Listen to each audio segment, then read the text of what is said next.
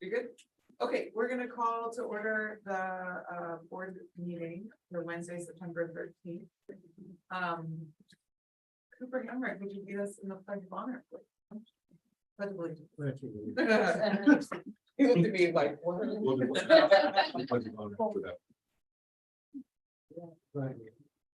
Hand over your heart. Put your hand over your heart. Face the flag.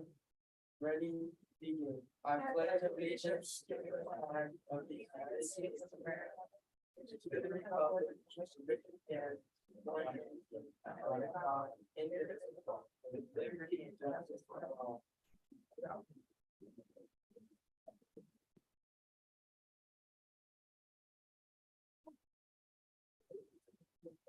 What's that? Yes, but he is running the. We'll jump on in a while.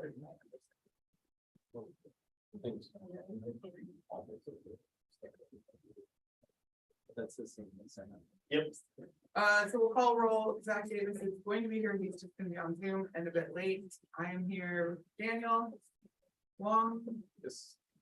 Bridget Valentino. Unfortunately absent. Rhea Gonzaga, absent. Judy Tyler. Present. Christine Ahmed. Miriam Hakeem. Bob Ham. Here. Devin Phil. Here.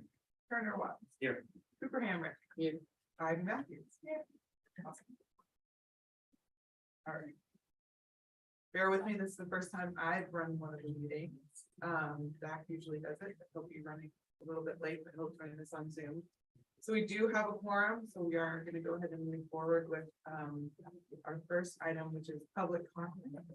We have 2 speaker requests, and again, just for general reminders, you have 3 minutes to speak, and the board is not available to comment or reply if you have questions or anything like that, but we welcome our community's comments and correspondence. So with that, we're going to start with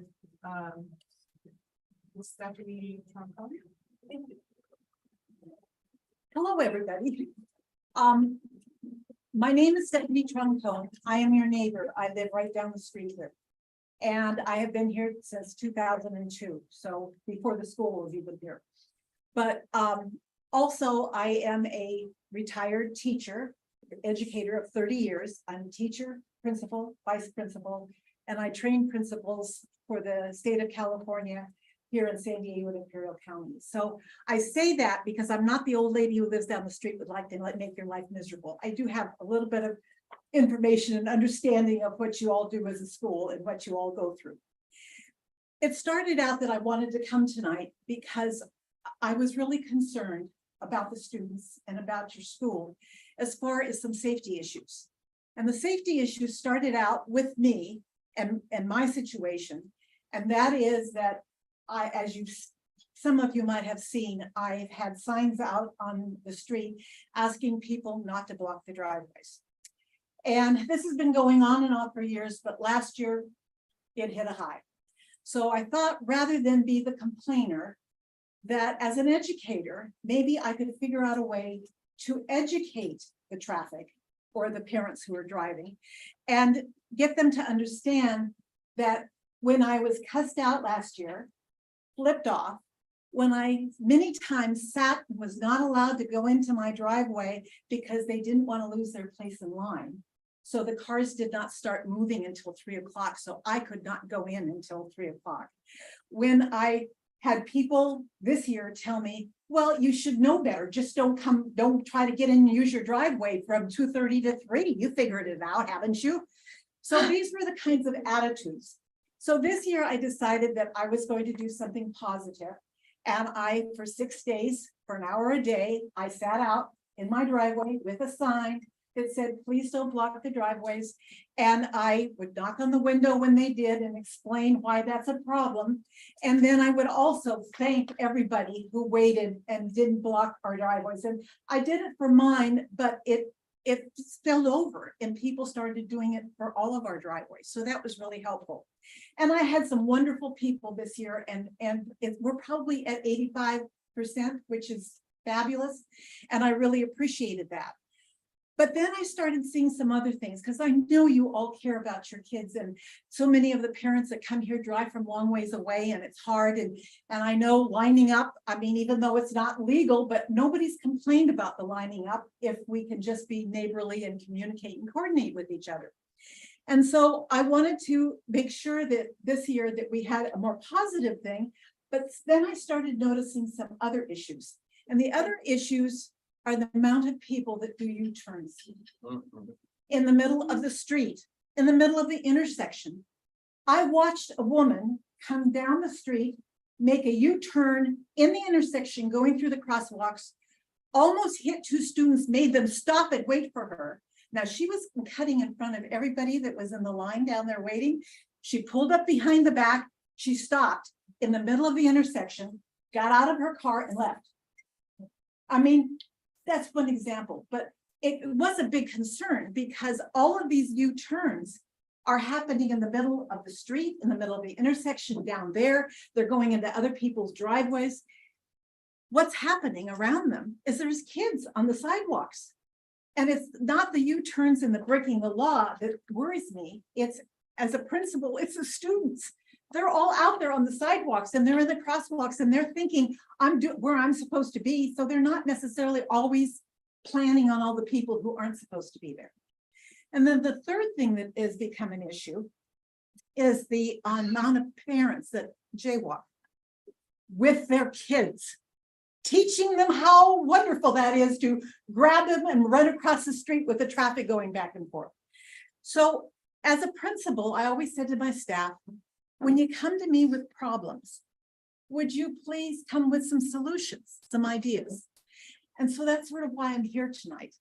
I wanted to work. I don't want to be the person who's crabbing all the time. I don't want to go to the police and say, you come down here and you wait and give tickets to all these people. I want to say, let's work as a community. Let's work together because I'm here for your kids, not just for my driveway. It's not the whole issue. So what I had thought might be a possibility is I also have 5 grandchildren that go to San Diego City schools. They're up at, several of them are up at Hardy. And their principal recently sent home this thing called a pledge. And they're having trouble. Yeah, I give you the 30 seconds.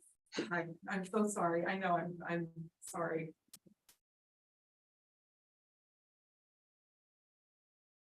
So she sent home a pledge to the parents, and I'm going to hand out the pledge. I'll give it to you so I don't waste my 30 seconds so that you can hand it out. I wish we had On the back of the paper is also my suggestions to add to the pledge.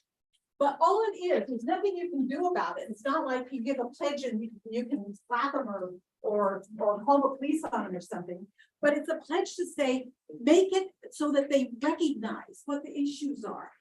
What I would like to see done is more preparation before school starts or before the middle of the semester, where everybody is made aware of how serious these issues are.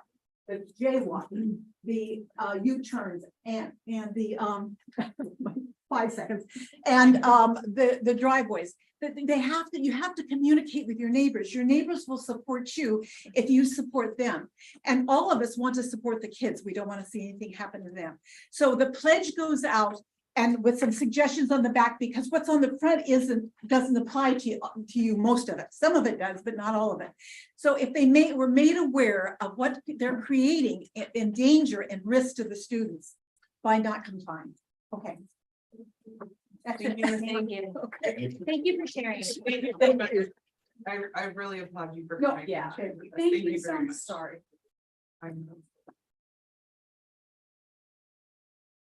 Okay, so our next speaker slip is from Chris Valentino, and I did not tell her, but I am just gonna set the alarm so that. Set the alarm, don't worry. Yeah. I won't go that long. If we If you don't don't mind, I'll just do it from sitting up. It's nice to meet some of you. I haven't met everybody. I'm Chris Salentino. You might remember my wife and I were the founders here at OTA. This idea of ours began in a sushi bar up near St. Vincent. And of course, that was my family making sure they called me as soon as I started.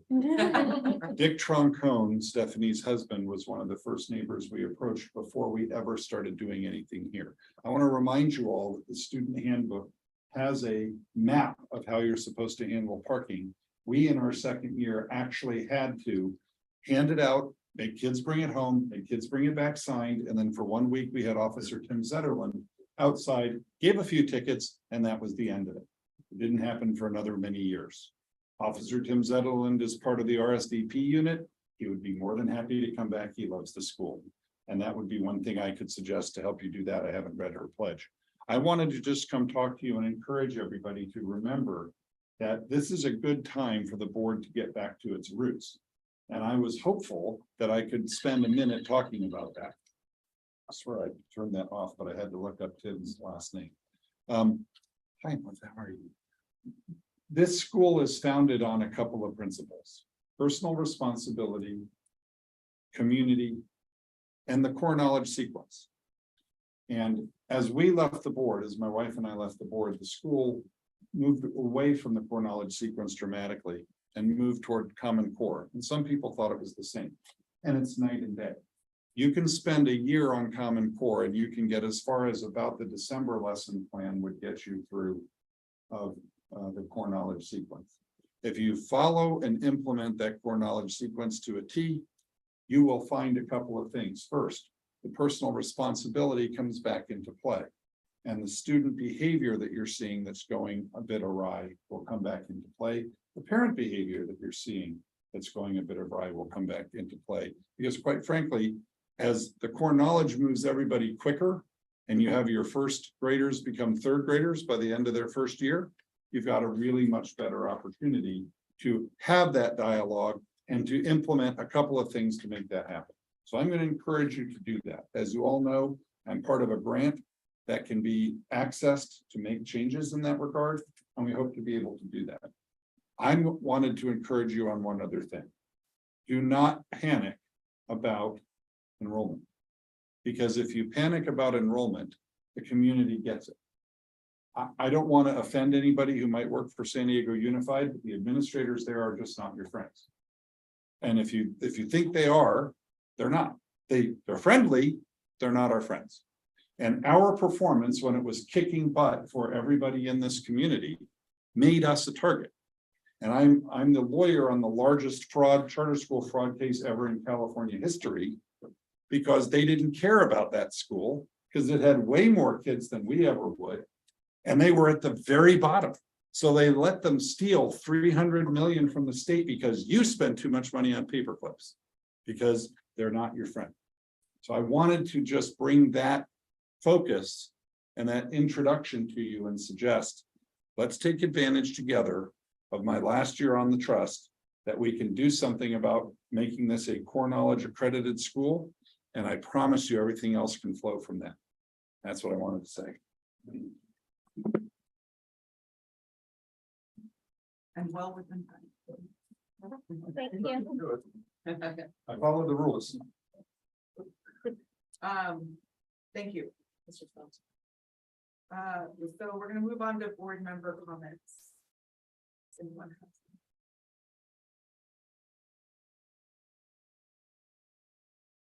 I have a comment. I think that this pledge is a very, very good idea. The drop off pickup situation is something that has been like pretty concerning to me for the last couple of years. I've harped on it and sent emails, and I know that all of our administrators have also tried to send emails and stuff, but we do need something that holds our families a little more accountable. And so I know we've been working on kind of a standard of excellence or a pledge of excellence to set examples, because it is about the safety of our kids, but it is also about setting a behavioral example to our kids as well. And that's important, and they're always watching us. And so keeping them safe and then setting that example, especially when we're going right into school, is something that I would encourage all parents to really consider and think about. Because even if you think that you're being safe, someone else's kid could be running across the driveway quickly or across the crosswalk quickly, and you couldn't see them. And it's up to all of us to make sure that the community as a whole is safe. Would we take you up on that offer to have that officer come and, give out his tickets and control, just. I'd be happy to do that. What I would, Madam Chair, may I make a suggestion? Okay. I think if you were to form a task force and include a student or two on your task force, we could in 1 week make a recommendation to the board for adoption of a policy by looking at that. And by bringing in an officer, and by letting parents know what the handbook says, what that might say, what we might want to do. And that task force can make a recommendation of the board and the board can make a recommended policy. And then it becomes a real simple way for that to be done. I think you'll learn in the Brown Act presentation shortly that that's the sort of thing you can do as a special occurrence to vote on a task force without actually having to wait for the next monthly meeting. Miriam, I actually tried to have a police officer here last year, but I was told that wasn't the image that we wanted. So that is something that I tried to bring in last year. I think that would be a good idea just because we're showing kids that we're trying to show them that there's consequences to their bad behavior. We should apply that to parents as well. Agreed. I think we were talking about, there was a conversation about handing out tickets from OTA that was. Well, actually, the after the police thing, after I made that request, the comment was that Mr. C used to put like some sort of ticket on people's car that Yeah. said something. And that's what people wanted me to do, and I didn't feel comfortable with that. I know that was a shift. I was like, I can't put a fake ticket on somebody's car. That's like, what's I gonna do? Wasn't a ticket, but it was Yeah. just another We need reminder. real consequence, a real Agreed. ticket. Agreed. You want a consequence, set an appointment with the principal to come talk about their observed parking behavior. Because when they're late for school, for their work, they'll fix it. I learned that a long time ago.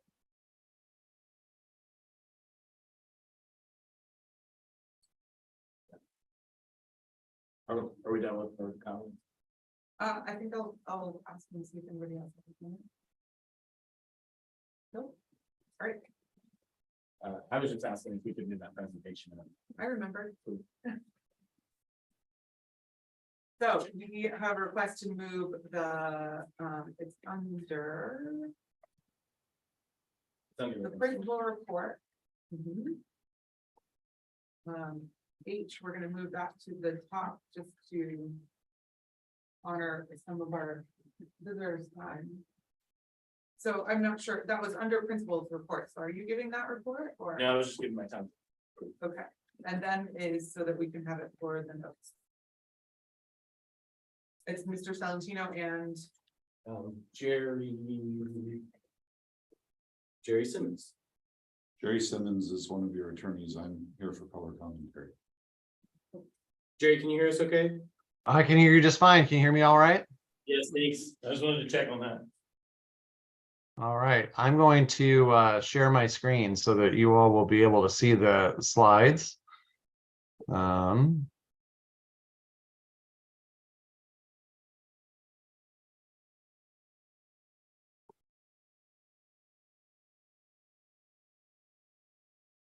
There we go. You able to see that all right? yes, we're able to see it, and I think we have it printed as well, yeah.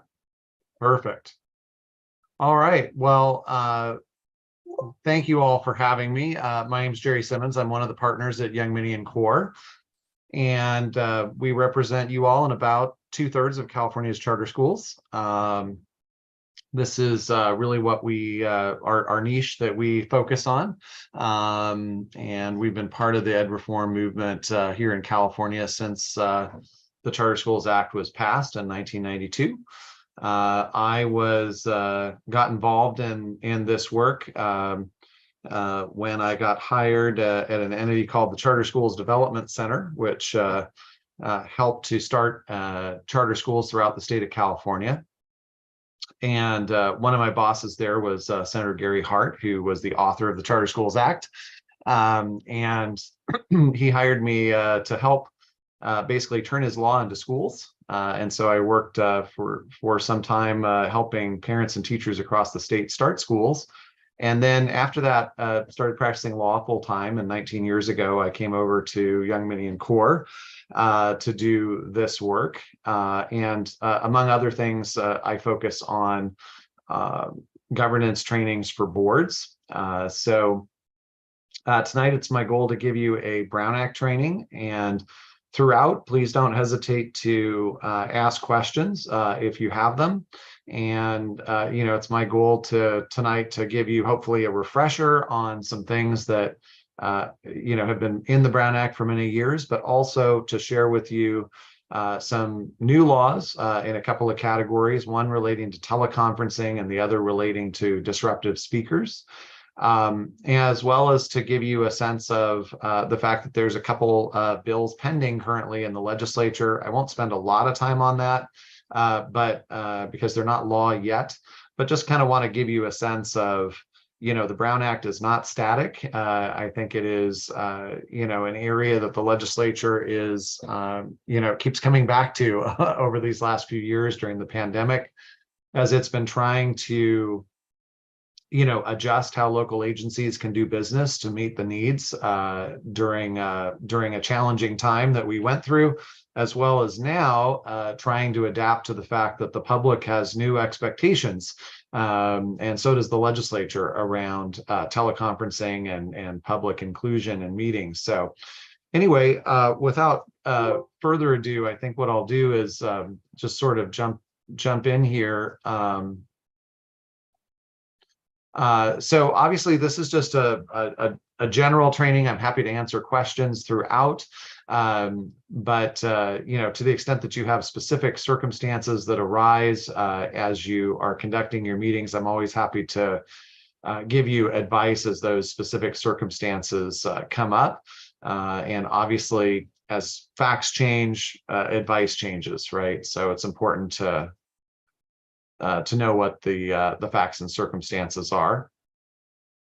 I won't spend more than a second on this, but do want to let you know that that our firm really is committed to outstanding choices in education for all students. This is something we're all deeply passionate about, and you will find that many folks in our office are former educators, former teachers who later pursued a law degree, or we have some special connection otherwise to education.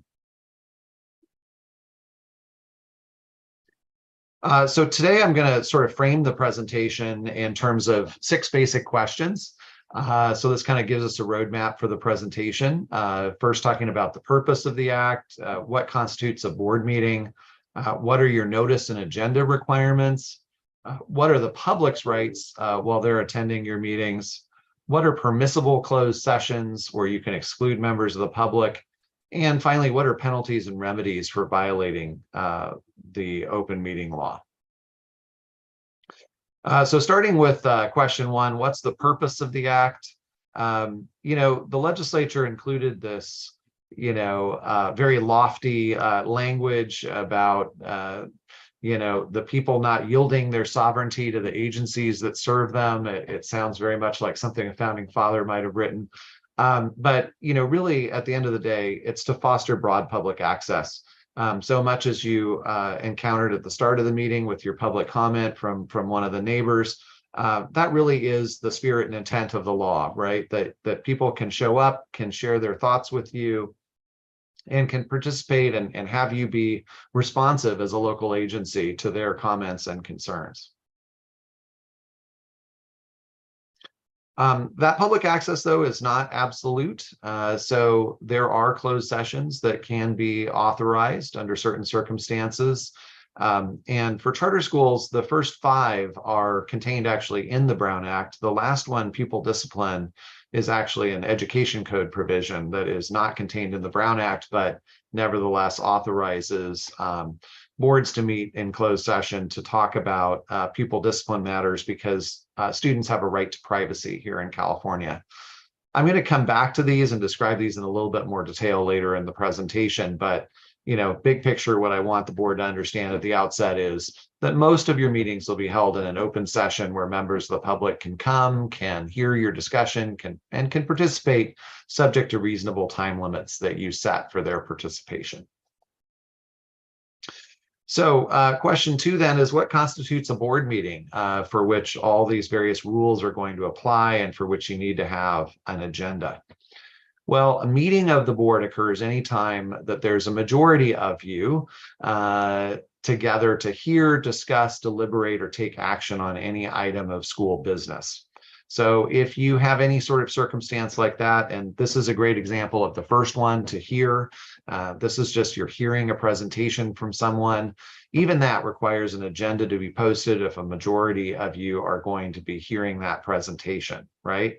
But of course, it also goes on discussions, deliberations, and certainly action on any item of school business also requires an agenda to be posted and for that item to be listed on the agenda.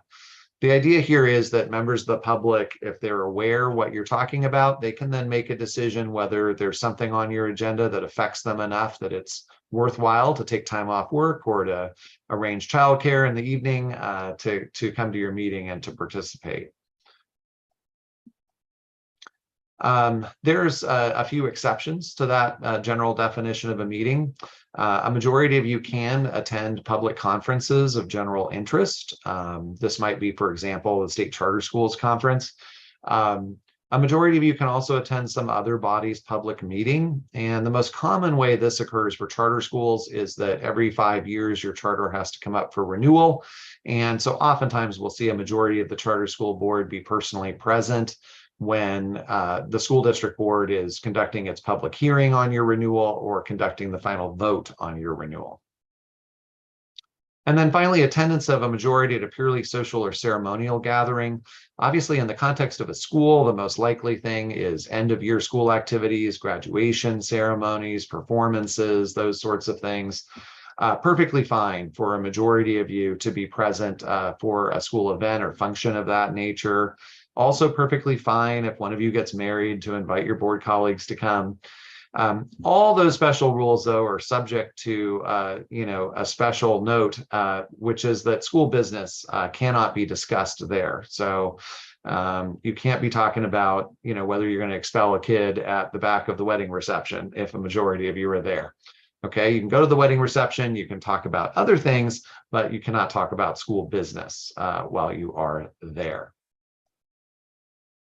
So what about committees? Generally, the Brown Act does apply to committees. And by the way, it doesn't matter what you call those committees. They can be task forces, commissions, boards, whether they're permanent or temporary, whether they're decision-making or advisory.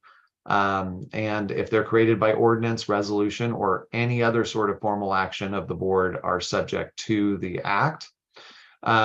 There is an exception to that for ad hoc committees that meet all of the tests here on slide 12. So you can reference this in the future if you're wondering, gosh, is there some exception to our need to post an agenda for this particular committee? Now, what I always caution clients is, your goal as a board is always to have the right people in the room to make the best possible decision for your school and your students. So I would not see this as an exercise in, hey, how do we figure out how not to post an agenda? Rather, what I would say is put the right people on the committee to make a great decision that you have confidence will make a great decision. And then you can examine slide 12 here to see whether an agenda is required for that particular committee or not. Jerry, this is Chris. Chris. Isn't the use of an ad hoc committee or a task force to make a recommendation of the board a great way to get board members involved with other members of the community to make recommendations on important but not emergency issues? It can be, and I guess what I would say is that's kind of goes to my comment about having the right people in the room to make the decision. Sometimes that'll be students, sometimes that'll be parents, sometimes that might be neighbors of the school, sometimes that might be teachers or other employees of the school. This piece really turns in my mind on, who are the right people, who are the most knowledgeable people, who are the people with the most vested interest in the outcome of the decision. Consulting them and including them helps to build consensus within the school community, hopefully toward whatever solution emerges, and probably also means you avoid rehashing a lot of things, because if you get that broader community buy-in, then you probably are in a situation where you're not revisiting a decision multiple times trying to figure out how to land in the right spot. And so, so that can be an effective tactic that some charter schools have used is, you know, including those various stakeholders on a committee. So when does a serial meeting occur, right? Serial meetings are strictly prohibited under the Brown Act, and they essentially are the exact opposite of what you're supposed to be doing as a board. So it involves anytime you've got a majority of the board members outside of a meeting, using a series of communications of any kind, directly or through intermediaries, to discuss, deliberate, or take action on any item of school business that's within the subject matter jurisdiction of the charter school board. So serial meetings are strictly prohibited. Okay, those can happen a lot of different ways. So communication examples could be, you know, you're in person at the school site and you're having a conversation during, you know, school pickup or drop off. It could involve emails, it could involve text messages, it could involve phone calls, or some combination thereof. In other words, the board members, as they communicate with one another, don't necessarily have to use the same mode of conversation. Board member 1 could call board member 2, board member 2 could email board member 3, board member 3 could text message board member 4, and so on. But if it's about the same item of school business and you're discussing, deliberating, or taking action on it, then that sort of series of communications is prohibited.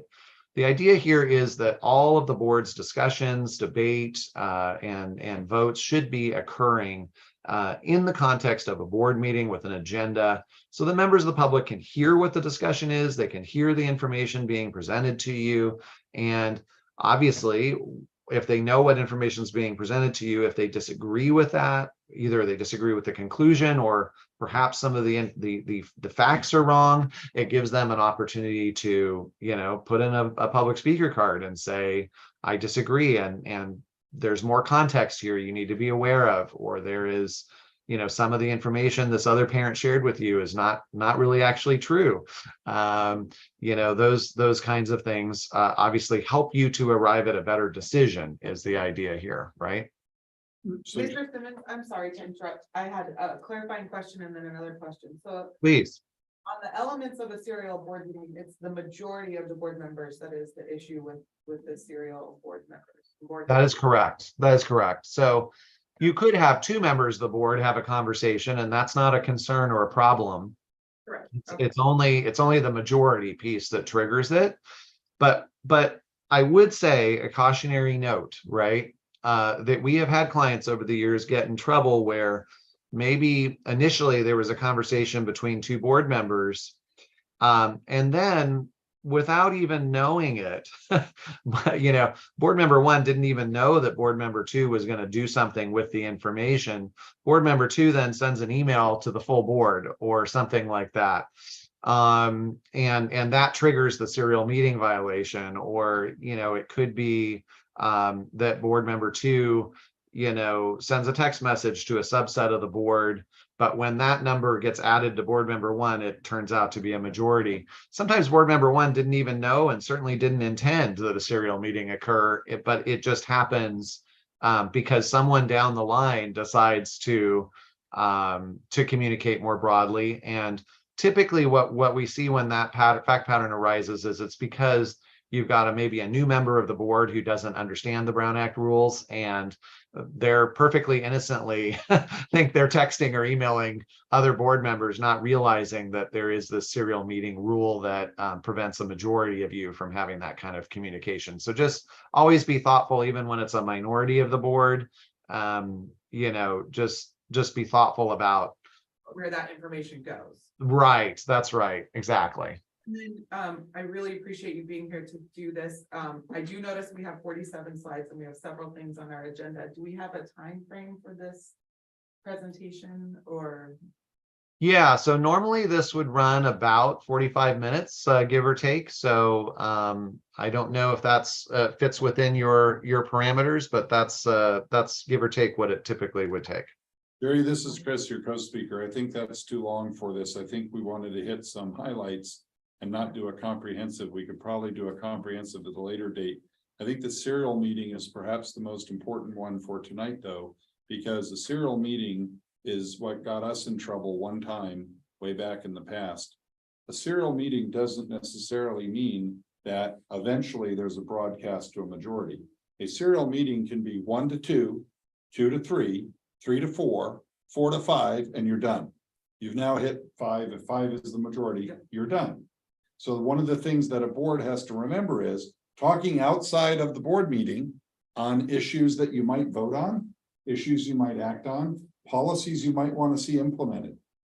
Cause a great rift and a great problem if somebody connects the dots that you were quote unquote lining up the votes in advance. That was one of the things that one of our former principals loved to do.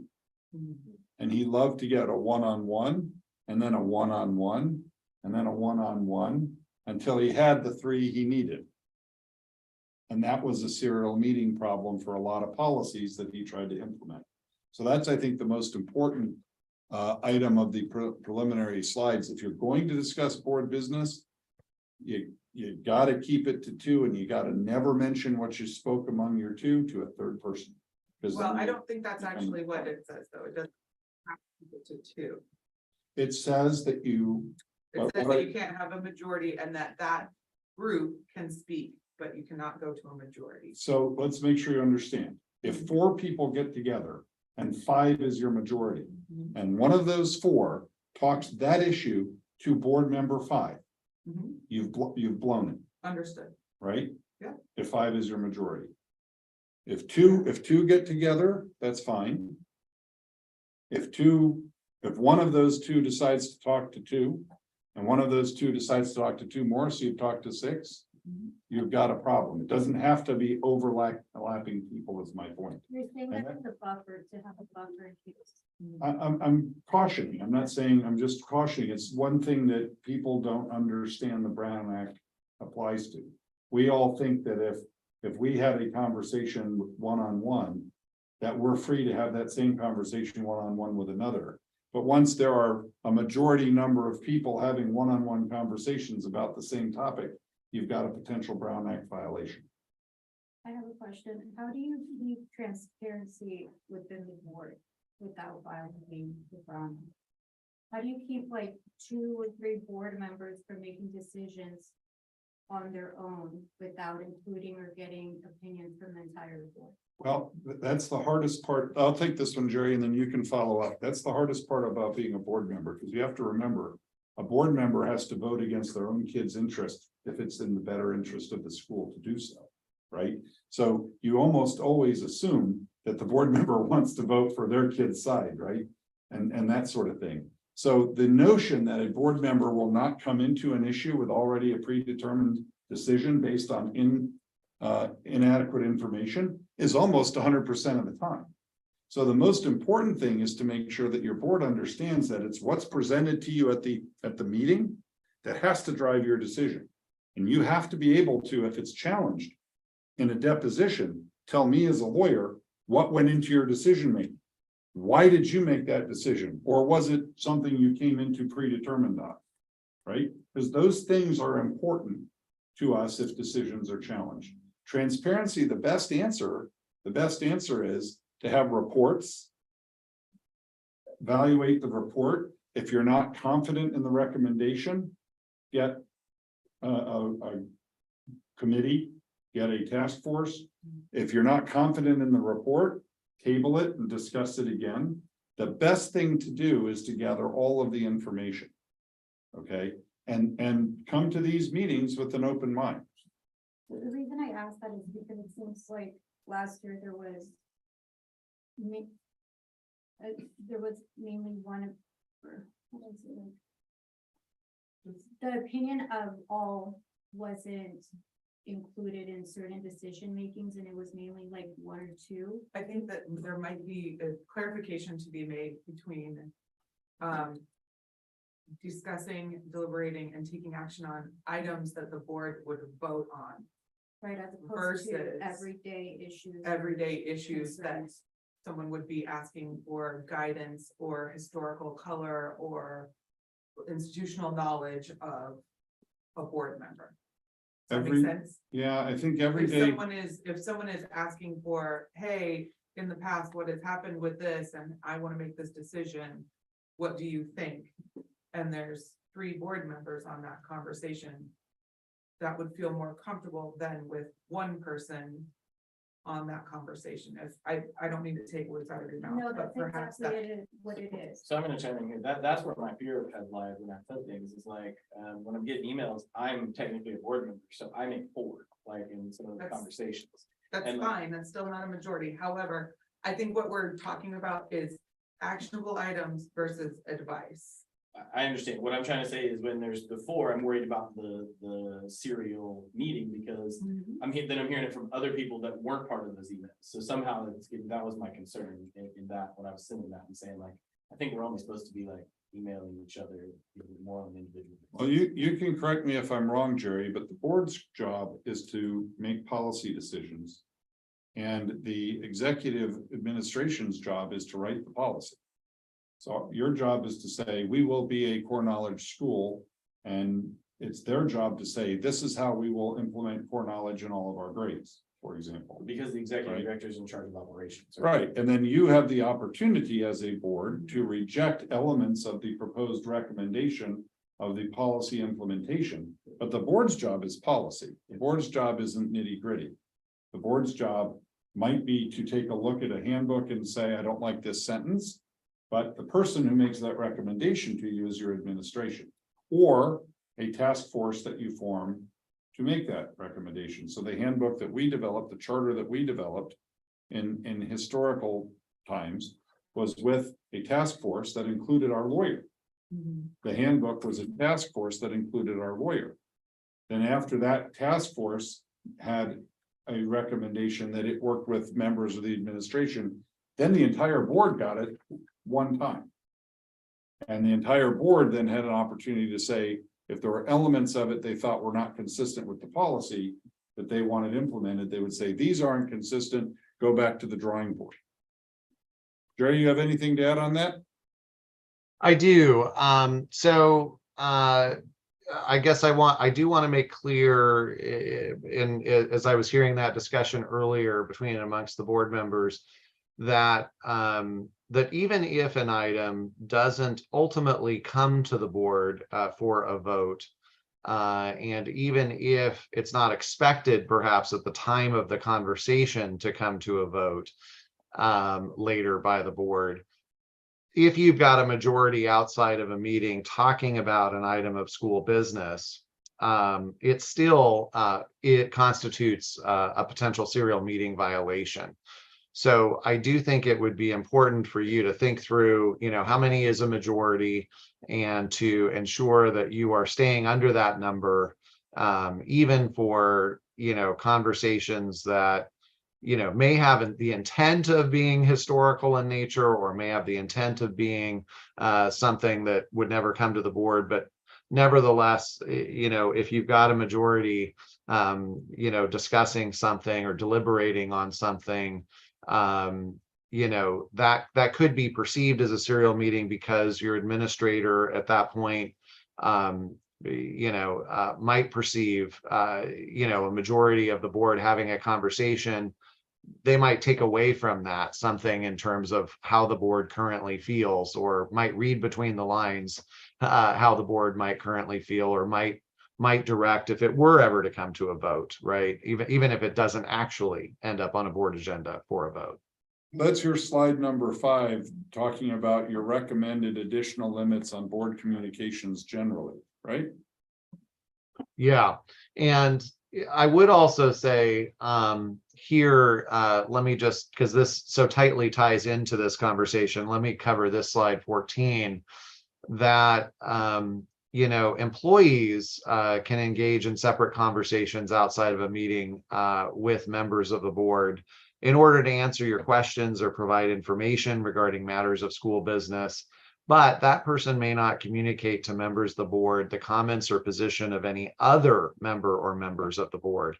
So in other words, all of you can ask questions of staff, but the tricky thing here is you know, that they can't reveal to you, oh, hey, I just got off the phone with the board chair and I know she agrees with you, or I know board member X disagrees with you on your position on this. So they can answer your questions outside meetings, but they can't go further than that. And then Devin, did I pick up that you are, even though you are the executive director, you are also a member of the board? It's different than any place I've ever been, but yeah. Yeah. So in that case, I think this slide I have to sort of modify slightly because you're a member of the board. Obviously, the serial meeting rules apply to you, the rules we just talked about in slide 13. So in this case, in the case of this particular school, which is very unusual to have an executive director as a member of the board, but in this particular case, I would say this would apply on slide 14 to other staff members who are not board members. But slide 13 would apply to you, Devin, because you are a member of the board. And so because of their time frame, Jerry, I think that if there's a highlight on meeting by teleconference that you can highlight, that would probably make sense. Then we should probably let them move on. Man, do you have a question? Can I just ask one question? And whatever you want. of course. Sorry. So when you said that the board is just here for policy and everything else is up to the discretion of the executive director? Didn't say discretion, no, I said it's. Or it's up to the administration part is, so is that is that decided how the board want, or how the school? Board creates policy, board says, administration, go give me the implementation of the policy. When they bring the policy to you, like the ones that are for you to vote on today, right? That are Rule 2002, I think it was. Resolution. They bring to you the resolutions to adopt the policy. The adoption of those words is up to you. And the striking of any of those words or the changing of those words ultimately is up to you. So if you said, for example, on student suspension and expulsion policy, I have 3 comments. The 3rd sentence on page 7 is inconsistent with the policy we tried to suggest. Please put a circle around it, rewrite it, and come back. That would be a board function, right? When Well, there's I'm just gonna behavior interrupt. issues, hold on. Sorry. So when there's behavior issues and things like that, the board doesn't have a say. So, right, is what you're. There's a behavioral policy. So the behavioral policy does have a role for the board in it. There is a role for the board in the current adopted behavioral policy. I think my question is more, are these rules outlined as law and rule in the Brown Act, or is that as the decision of the board itself and how they want to assign what responsibilities the board takes on? Well, I think it's the function of the charter and the bylaws of the school that says this is what the board does and this is what the administration does. So California law gives roles to officers and directors that are different. Officers are the executive director of the school, directors are the board of directors members. So California corporate governance governs what your role is, and that corporate governance is adopted in your bylaws. So your bylaws say what the role of the board is, which is to approve policy, because that's what California law says the role of the board is. And the role of the administration is to recommend implementation of that policy.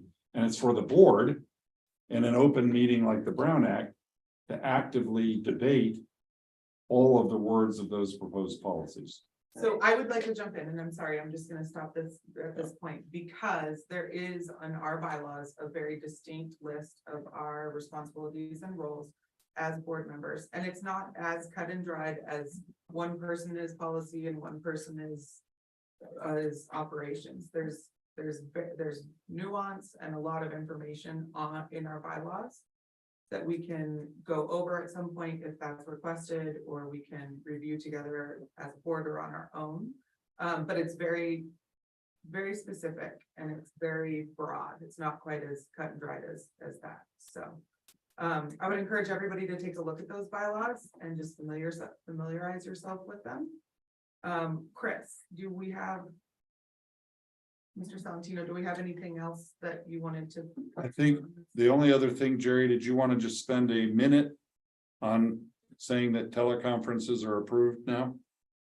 Let me just do two things. One is, in addition to the board's role, and officer's role that's contained in the bylaws, every charter school is required by law to have a governance section of its charter, which is element 4, of the charter petition. And typically you will find there also a list of roles and responsibilities for the board, and a list of roles and responsibilities for the administration. You may also find there that the board has delegated certain functions to committees or to staff in certain areas. And so that may also be something I would read alongside the bylaws provisions to have a sense of what you have committed to with your authorizer. In regard to the teleconferencing, in light of the shortness here of time, I guess I would just say, we have had a lot of changes around teleconferencing and what specifically is authorized and how it's authorized. However, there are really 2 paths for you to do teleconferences now. One of them is here on slide 15. This is actually the process I would recommend you use if any board member needed to participate by teleconference. I think it's the simplest, easiest, cleanest way to proceed.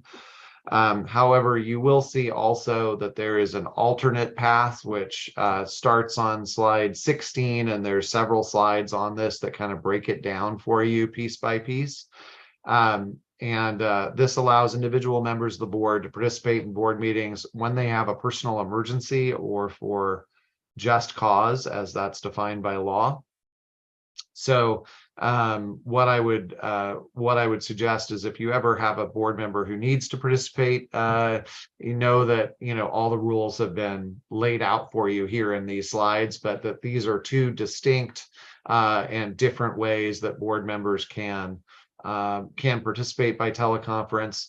And you kind of have to pick a path and stay on it. So you can either do the standard teleconference rules on slide 15, or you can follow all of the rules that are contained on slide 16 and thereafter. You kind of pick a path, and once you pick it, you follow all the rules that relate to that particular path. So much more, obviously, to do in a comprehensive training, but I sense the press of time. So if you're ever interested in having that more comprehensive training, don't hesitate to reach out. We're happy to do that for you at any future meeting. Thank you so much for your time. This is really comprehensive, and I think we can look through it and you have his email? Is that is that an easy way if someone has questions to? Yeah, I have his email. Jerry, I have a question really quick also before you get off. Turner is a teacher also, and he's also a voting member on the board. I just wanted to know, since he and I are work together, is there any speciality or anything that we should know about that? Because that is a unique situation. Right. So a couple things about employee board members. Obviously, because the 2 of you are probably going to see each other every day on campus one way or another, or most days, know that conversations between the 2 of you count toward that total number of board members in terms of the serial meeting rule.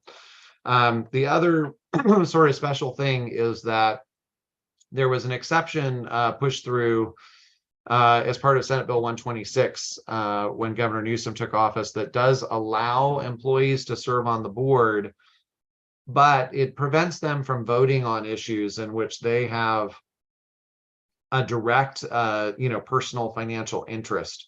So watch out for issues, and this is sort of the subject of something that would be a much longer training on. There's a lot of very complicated conflict of interest laws here in California that regulate when people can vote and when they cannot vote, and what they need to disclose to the board prior to action being taken. And some of those even require people with a conflict to leave the room during a discussion and vote where they have a personal financial interest. So probably most of the things that relate to employee board members are more about conflict of interest and what conversations they can have inside and outside of board meetings, what votes they can participate in. That's where most of the friction points come with employee board members, not so much under the Brown Act, except insofar as, again, you do, any conversation you have with him counts toward the total number of members participating in a discussion outside of a meeting under the serial meeting rules. So Jerry, just really quickly, I'm gonna kind of dig into a question. Let's say Turner has a discipline issue in his class, and so we talk about it, but then I issue it out as a thing to the board and the board replies in an email. Does that now string us together as a series, or is he considered a teacher in that scenario? No, he never takes his board member hat off. That's what I thought. I just did, that's what I assumed, but I wanted to check. Right. So are we allowed to give our week or bi-weekly updates that we said we were gonna do in the last meeting? I can send you guys messages. So I shouldn't be sending It's, out. no, parent- you can also, it's discussion about that. It's whatever I saying- send you, it's the responses. Yeah. That- it's that- saying- You know how I do my parent weekly update that I did last time? I am still allowed to send those out as long as somebody doesn't reply all. That's my understanding to us, because it's Yeah. the same as me sending an email to you guys, you sending an email to us, it's the same thing. It's just we can't reply all or get into A 5 or discussion. 6. I disagree with that. By the Yeah. way, I want to jump in here just to say I disagree with that. Communications going from members of the board to a majority of the board, I believe are violations of the serial meeting rule. So even if somebody doesn't reply, the fact is there still has been the rest of the board has still heard you, right? Even if they haven't replied to share their thought or their view. Okay, then am I able to send the board like updates? Because like right now I'm sending the board updates roughly every 2 weeks about what's going on. But when I'm doing it, it's coming from me, a board member, to the board. Is that okay? Or is that somehow in violation? Yeah, so this is why in the charter school context, typically only if you're going to have employees on the board, typically that's going to be a faculty or staff member, not the executive director, because it creates this very real problem in terms of ease of communication between management and the board to update them on various topics. So I think this may be something where we should explore further, offline. Yeah. What are some potential, ways to address this? Perfect. I definitely want to have that conversation soon then. Mr. Valentino and Mr. Simmons, is there anything else? I am good. So just, you have my contact information. If you want to ever reach out, you're more than welcome and happy to answer any further questions you may have. Thank you. Yes, thank you from the board very much for your time, Mr. Valentino, thank you so much. Just call me for us. That's Mr. Something. We're formal here. I can't do it. I can't do it. Okay, we're gonna go back to our agenda, which is, the next thing is a student reports. So we're gonna turn it over to, if you could introduce yourselves as it's your first board meeting, what grade you're in, and I guess everybody knows your 8th grade. You don't have to stand. You don't have to stand, you can stay seated. My name is Ivan Matthews. I'm in 8th grade. This year, I'm really excited to be on the board meeting and to help this school become as best of a school it can be. We haven't had our principal's advisor yet, so we don't really have much to report on. But thank you for this opportunity.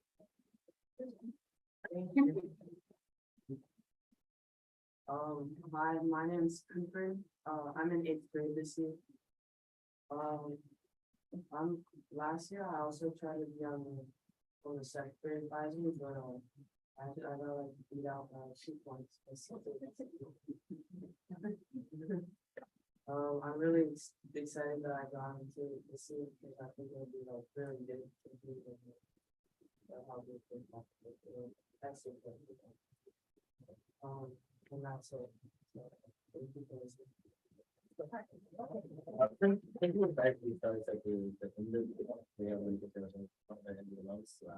Friday, but you guys can collect information that doesn't come into principal advisory. Don't feel like that's the only place you can get information. Because what we'll do is, we'll talk about all the issues and try to solve them later. This is stuff that you guys still want to present here, and what's going on, good, bad, or otherwise. Thank you for being here. Welcome. It's good experience. Usually we make you stay the whole time and put your report at the very end so that you can learn what a board meeting is about, but you've been doing a good hour of it so far. All right, we're gonna move on to Josh for financial reports. Hey, can you guys hear me? Yep. Yes. Great. So I'm going to share my screen and then we'll get into it.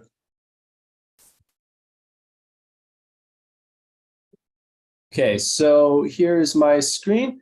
So what we're going over today is the July 1st, 2022 through June 30th, 2023 unaudited actuals. As you'll see later on in your agenda, there is an action item for the board to approve this. Once the board approves this, it'll get sent to the district for their review, and then the district will send it to the county office, and the county office will send it to the state. So what's going on here is this is essentially how the school did financially for this period of time. So this is the last fiscal year. There's a lot of numbers on here. I'll skim through it, but I'll just kind of give you the super high level. I don't know if you guys are following along on a paper or just following the screen, but if you have one of the printouts, I'm jumping to right here where it says page 3/4. And this is the main, well, I'll just jump to page 4 down here. This is the main thing I wanted to point out to you guys. So for the 22-23 fiscal year, the school ended the year with a small deficit of $12,176.85. That's this number right here. The school started the fiscal year with a fund balance of $1,238,462.58. So with the netting of the two, how you did this particular fiscal year and the running balance, the school's ending fund balance or net position as of 6/30/2023 was $1,226,285.73. So that's the super high level of what this report is presenting to the reader. The other points that I'll just kind of point out on this report is of that amount, as of 6/30, the school had, you'll take this number right here, 1.2 million and 180,000. So the sum of that is a little bit over $1.4 million in cash. But the key thing to note with, despite that cash number, the school also had a liability of as of 6/30/2023 for $1.8 million. So that is just something to note. Most of that liability, though, is tied up into your particular lease. So yeah, this is the high level summary. Any questions on this? I know I went through it relatively fast, so feel free to ask as many questions as you think necessary.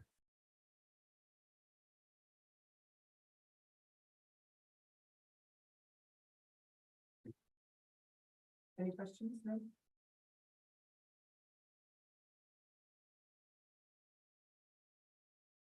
No questions? I'm not hearing any, Josh.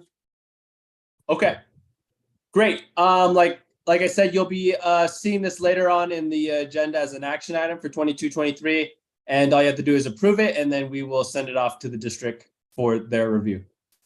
Thank you, guys. Have a good night. Thanks, Josh. Thanks so much. Thank you.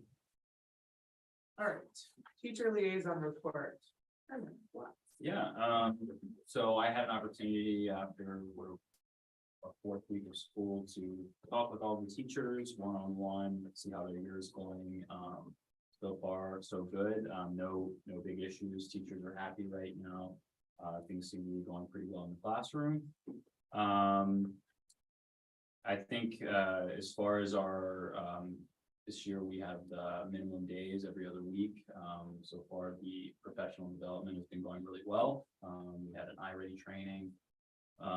We had a chance last week to sit down with our with our the middle, I know for us, the middle school teachers got to sit down and do some professional development together. So we've been utilizing that time. It's been really nice.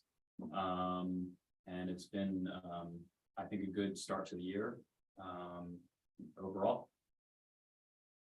Thank you to Cooper and Ivy for being here. I'm excited to have you guys on board. So I think that's all I have. And if anybody has any specific questions, any board members about getting a view from teacher. Anybody? Questions, comments? That's really all I had for tonight. Great. Okay, office administrator. Now. I just have a quick enrollment update. I printed it out for everyone. It's here if you don't have one. We have been able to enroll a few students in our middle grade. So we've added in the 4th, 5th, and 6th grades. Right now, we are sitting at 203 for our total enrollment. We did have 2 applications in that I saw today for kindergarten, which previously we haven't had any in our wait list. So we'll reach out to those and make those 2 offers. And then we also still have a small wait list in 3rd grade, 2nd grade, and 8th grade. So there's still room in those classrooms as well. So we will try to get those offers. You mean 7th grade? 7th grade, sorry.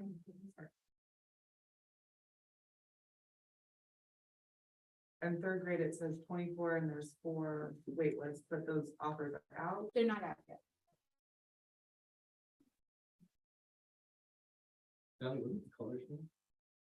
Those are just for my reference so that those are the classrooms I know that we added students in since the last board meeting. And where are we getting these kids from? Or they're waitlist kids or? There's students that have applied. At this point, it's been after the lottery. So whenever someone applies after the lottery, they get waitlisted.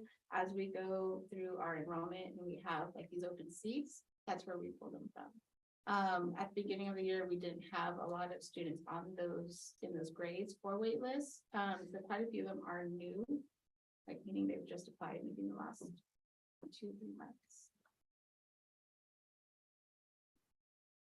So a couple of questions to follow up on Lauren's question.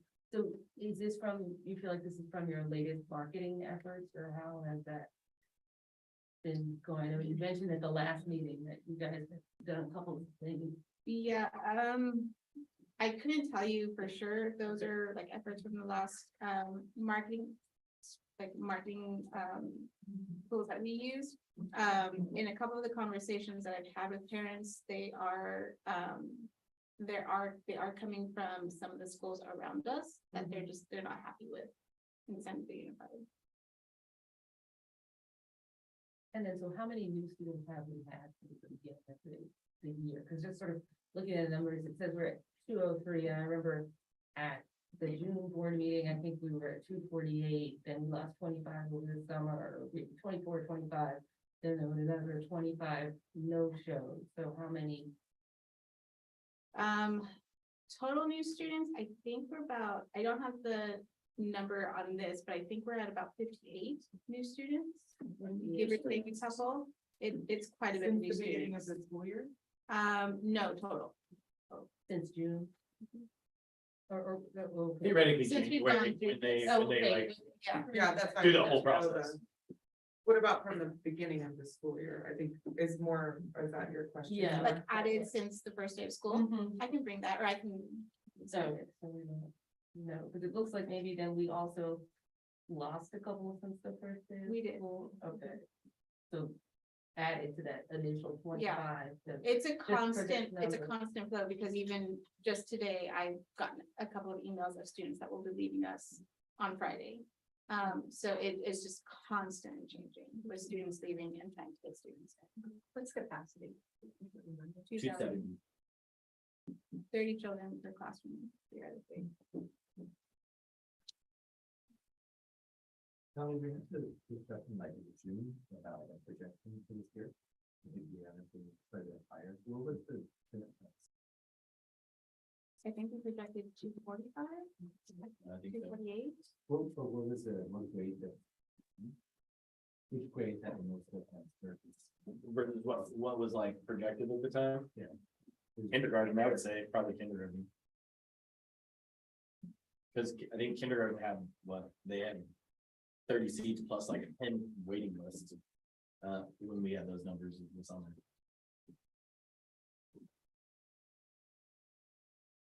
Are you talking about when we built on the budget? But we weren't at 240 at the end of the school year last year either. Yeah, I think I wasn't on the board then, but I think what you guys decided was to lower the amount to 248 and lower the 88 to 92. I think it was higher than that. Right. Into what you were, but, and that was actually a question I had, but since we didn't have this information yet, just as far as with the financials, was that built? I mean, this is last year's financials, but just, sort of, I was thinking about what ADA and what enrollment. Yeah, so ADA was like just under 92%, right? It was 91% last year. The budget that I came into in July, I think we were at a deficit of like 180,000, I think. So the fact that we settled at like 12,000 under was, I feel like, a huge accomplishment. But we were just under 92, and I want to say what were we, 215 last year, 220 roughly most of the year, 225, somewhere in that range. No, I think we're about, I want to say the teens, like 215. Yeah. Between 215 and 220, I think we were kind of in that area last year. Thanks, Chris.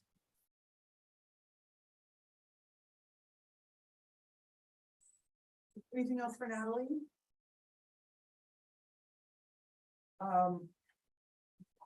No, Walker had, he had to run kids around, so we're gonna shuffle him a little bit later as well. I made sure he was a co-host so he could share. Yeah.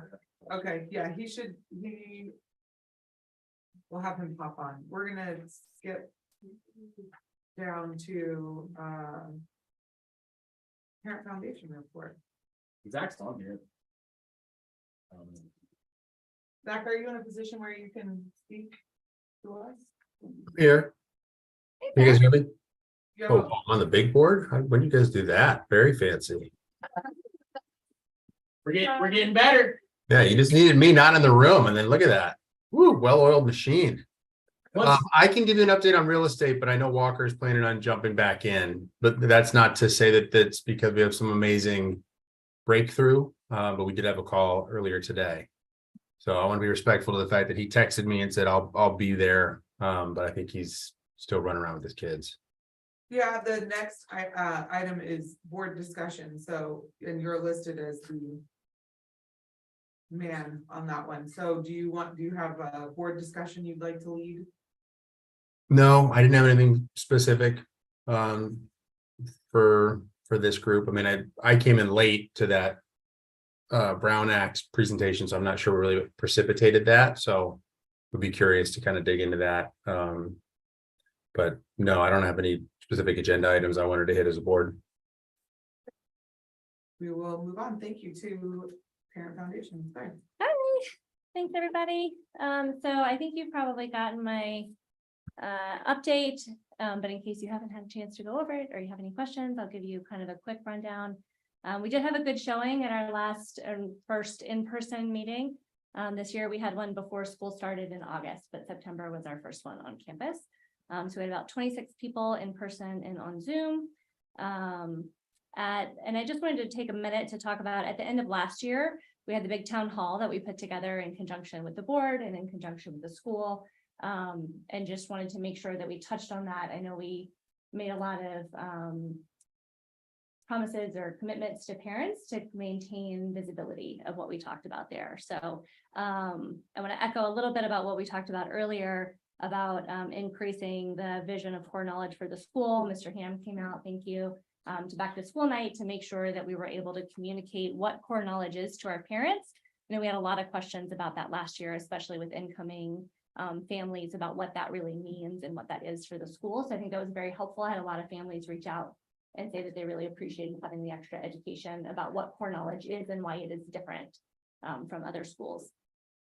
So that was great. I also, Mr. Watts, saw a lot of the teachers included their curriculum plan, and I know a lot of families also reached out about that. So I just wanted to share a thank you. That was very well received amongst the community that I spoke with, just to help understand what that vision is. Back to school night was earlier this year. That was super great and something that we talked about at the town hall. So that was awesome. Campus got reopened, so we're able to have folks back, and volunteer opportunities are huge and wide. They need volunteers, but the positions are there. We have opportunities on campus, off campus, at home, during hours, after hours. Anytime you're available, we can find a spot for you. The book fair is back. That was part of our opening up of the volunteer opportunities. We had some parents jump into our book resource position and acted really quickly to get the book fair back. So that's going to happen right after our movie night this year. So we're very excited about that. We should be able to get a lot of books into classrooms once that's over. So that was one reason we pushed to have it right at the beginning of the year. If it feels fast, it was. We want to get books in the classroom while the kids can still enjoy them.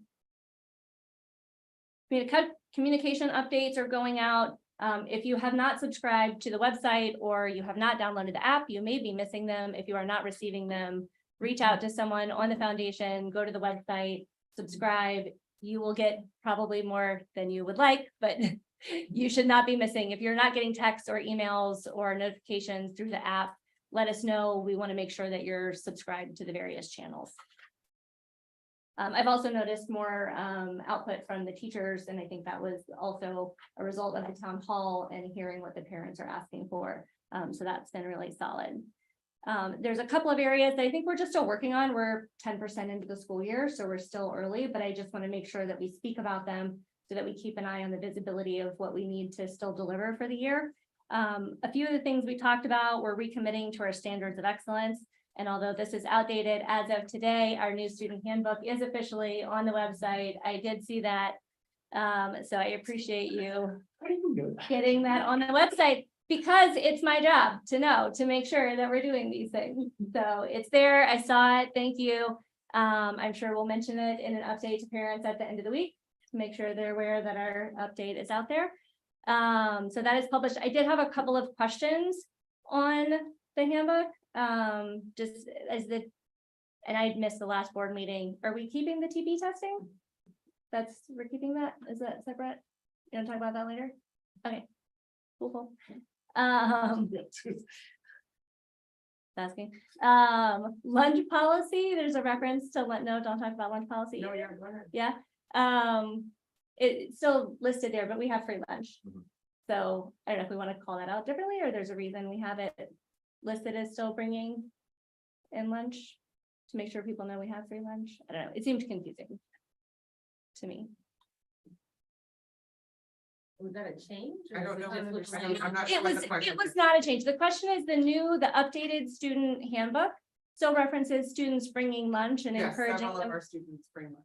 Yes, but also indicates that if your child isn't bringing lunch, that we may bill you for the lunch, but we have free lunch. So I'm just confused about the policy. Seems confusing given the update. It's not a change to the handbook, but we have in the last 2 years had a change to our policy as a school or as a district to have free lunch. Our lunch It's break confusing to say policy and handbook. So we're talking about the Sure. handbook.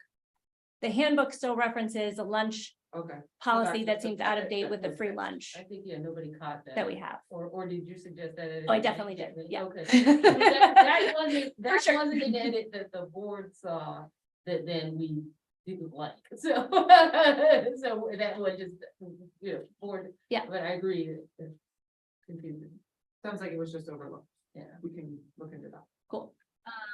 Since it's new, it'd be easy to update before it gets too widely out there and confuses people.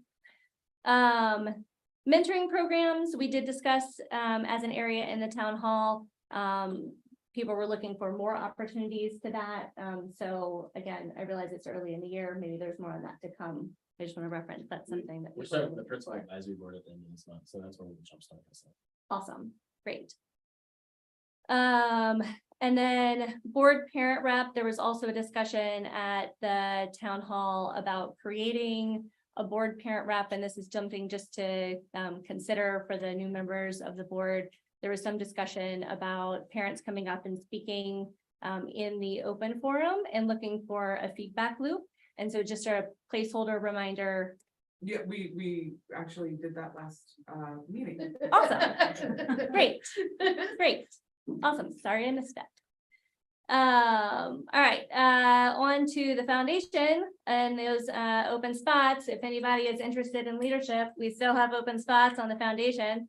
Vice President, Secretary, Auditor, and Gala Chair are open, and I'm going to do a special call out for any dads who are listening in on the line, or any ladies who would like to encourage dads. We have 0 dad representation on the foundation. So if anyone would like to step up and make sure that we are a well-rounded foundation, we are open and there are available spots for you.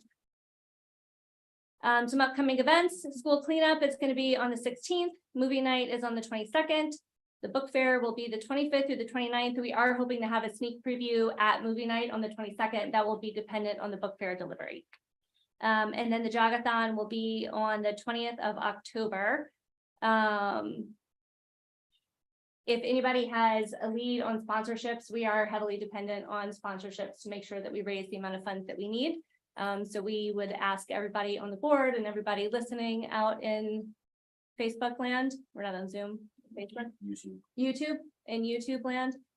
If you have a sponsor lead, please encourage them. Please reach out. If you don't have all the information you need to provide them the sponsorship link, let us know. We will get you all the information that you need. Okay, couple more things. I won't take too much longer. We did spend a lot of time last year engaging with the Chamber of Commerce in historic Old Town. We partnered with them on the food drive for the school last year. This year, in talking with the Chamber of Commerce, we have been invited to participate in a number of historic Old Town events, which we think will help build the visibility of the school in the neighborhood, get some marketing opportunities for us out there, and build community opportunities for our kids.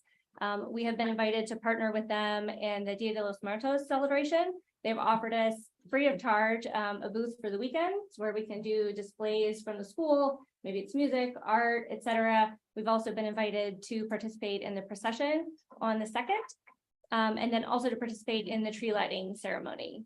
That one I don't have a date for yet. There's a little bit of construction concern, but as soon as there's a date, but we are talking to some of the teachers about art projects for that as well. Let's see, Jogathon we talked about. Oh, this one is a big one, and this is an ask from us to the board. We will have our capital grant project's first annual report due in October. I am, as you just heard, down a lot of key leadership positions, including our vice president, who is key in helping us with grant writing. We are at a lot of bandwidth capacity. We could use some help writing the annual report that we will need for that capital grant response. I don't know exactly what it will entail because this will be our first time doing it, but we could use some assistance in that grant responding. So if there's someone on the board that can step up to help in that grant writing, we would appreciate that. You don't need to commit today, but we are stretched and we could use assistance. It's next. Staff lunches, the room parents did decide to keep those on a monthly basis. We are providing some seed money to each classroom this year to help with both staff lunches and with the community events. Last year, there was a lot of burden on individual room parents to make up any gap that their rooms didn't collect for those activities. So we are providing a baseline to help cover the gaps that occur there. Our first staff lunch will be 7th grade, but on what date? October 4th. October 4th. Guess what, guys? It's going to be Halloween themed. Because it's mine. Because it's mine, yeah. But we're very excited, and the flyer looks stunning. Whoever did the flyer, it's beautiful. 4th grade mom. Well, there you go. See, it takes the whole village. It's great. Okay, last couple of items. These are just some outstanding items that we will need in the coming times. The annual field trip plan, updated student parent handbook is up. I'm gonna strike that from my list. School calendars, we've gotten a lot of asks about when the 24-25 and 25-26 will be out. I think there was some discussion about doing those earlier. So just a reminder to keep those front of mind. Once we get through all these resolutions, once we get through the policies, I'm fine. Awesome. There's still an out-of-date social media link. I think it's the Facebook. I know that Instagram has been updated, so thank you for that. And then, this is a legacy request, from last year, a request to get the, forms, all the various forms that come home at the start of the year in an online forum, perhaps through Power School, and there were some questions about the application. So side note on that, we did some, Natalie's probably can tell you a little bit more in your ear, but there's some of them that can't legally be online. So we Okay. gotta go through and decipher which ones we can put on, and which ones we can't, because not online can go on any of that. I think there's 3 that can't, if I'm correct. So, just a heads up on that. Okay. We recently discussed that. Okay. And this one may be answered. I haven't read through the entire republishing, and I know we had talked about that the visitor volunteer clarification had been made. I haven't had a chance to look through all 45 pages of the update, so that may be in there. But I just still have it because I haven't closed it out yet. I think that's everything. Do you have any questions? No, not really. But great job, Claire. Great. I do have a Okay. question. Yeah, Just back to, you were saying it was a visitor volunteer and you mentioned the TV test.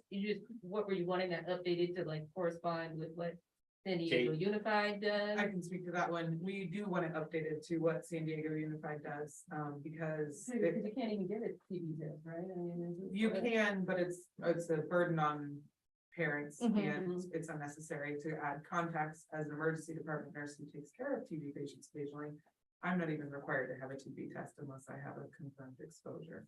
So requiring our volunteers to have it is a little onerous. So the San Diego Unified Policy states there's some specific parameters of who, very, very narrow population, absolutely would have to have a test, who can answer 6 questions and say, I'm not symptomatic of this and I don't need a test. So we looked at updating it. I don't know. I sent. We did update our packet that goes home. I want to volunteer, and it's the questionnaire from the CDHP, but it probably didn't get updated in the handbook. Okay. So the language is gone from the volunteer form, Volunteer and packet. we've attached the questionnaire for them to fill out. The test. So awesome. the packet actually is just a quick sign off from a medical professional. Great. So maybe we can update just to reflect the same, so that those match. But that's good to know, because I don't think parents know, and I think that is a thing that's to particularly say with like dads who might volunteer a little bit less often, and then. But they're gonna come out now because they've been asked. That's- Yeah, no, and certainly, especially if we did update a policy, it'd be great to have those reflect the same Yeah, information. I didn't know it. Hmm? I didn't know our team stuff. I don't know where that's at. It's under the volunteer requirements. It's listed as one of them. On Jogathon, when are t-shirt forms due? T-shirts are, the t-shirt drawing contest is due on the 15th. Yes, And you have sponsorships available at what levels? sponsorships are available at 1,500 and 250, Okay. unless you would like more, and then we can create a special opportunity just for you.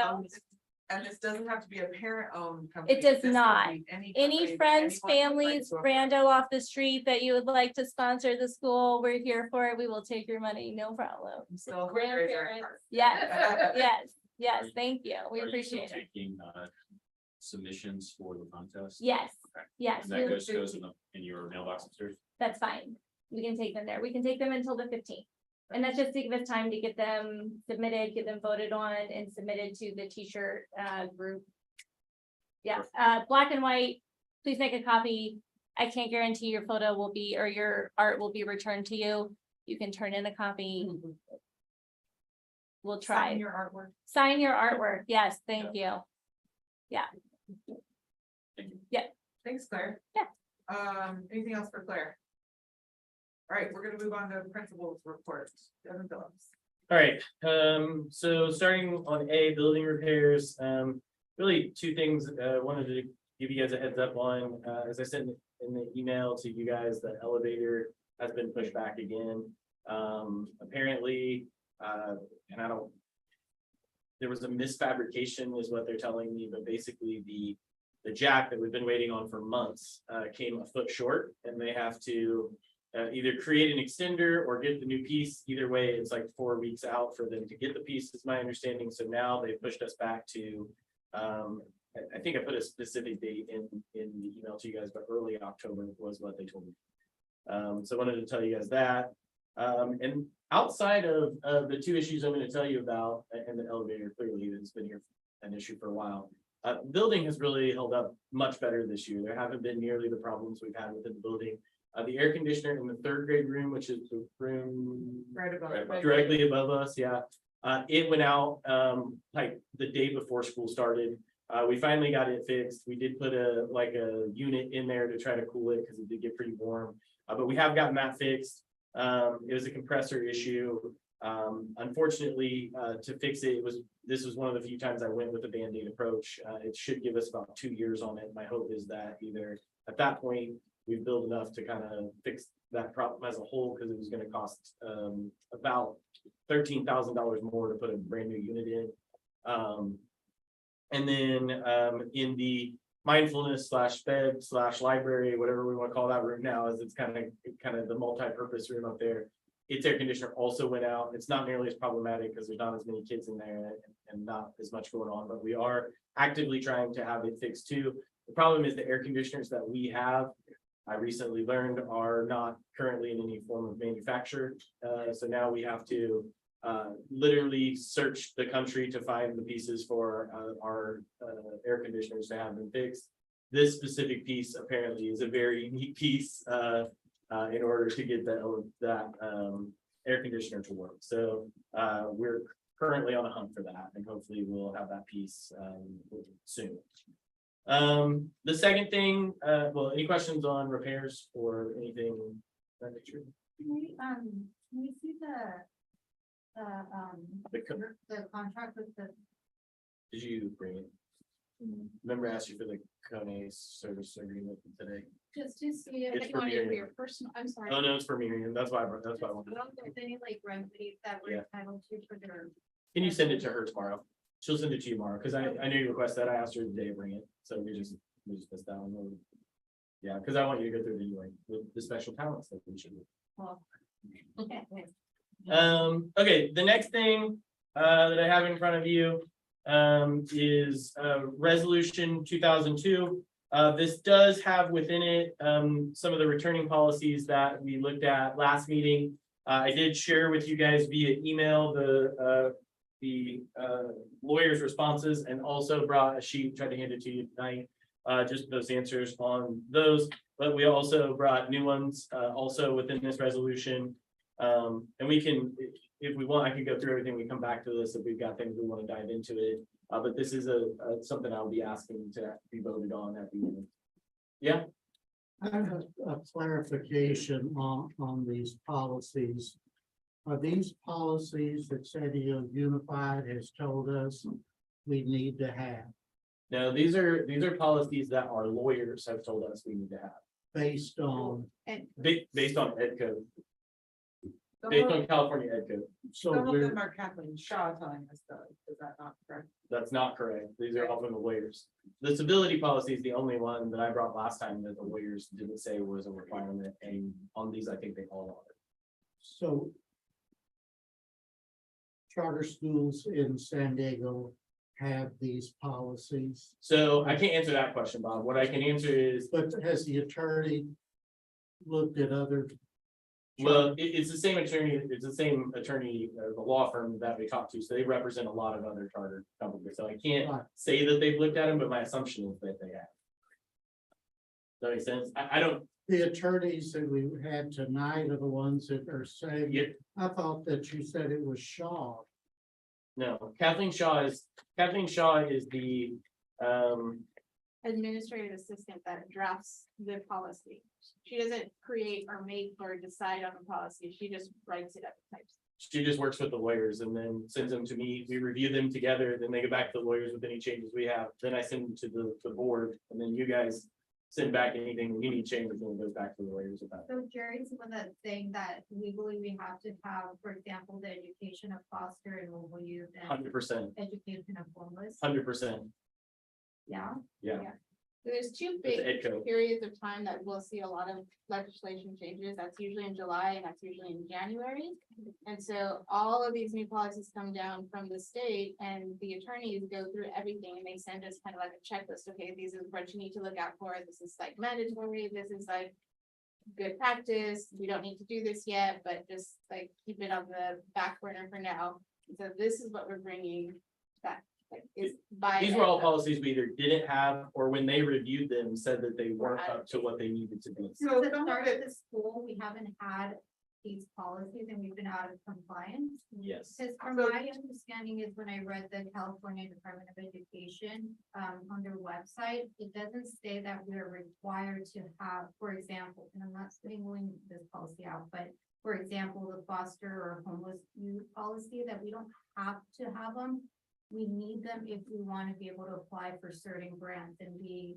right, so that's kind of what you guys brought up last time, and so we pushed that back to the lawyers, and the lawyers are saying, no, this is something everybody has to have. So if you, Miriam, I'm always glad to like connect you with the lawyers too, so you can have those conversations. So I have kind The of. lawyers actually work for you guys. Yeah, not for us. hold on, before we get too far. Okay, go ahead. 1 second. So on the lawyer's response, it says these policies are based in federal law and McKinney-Vento Act.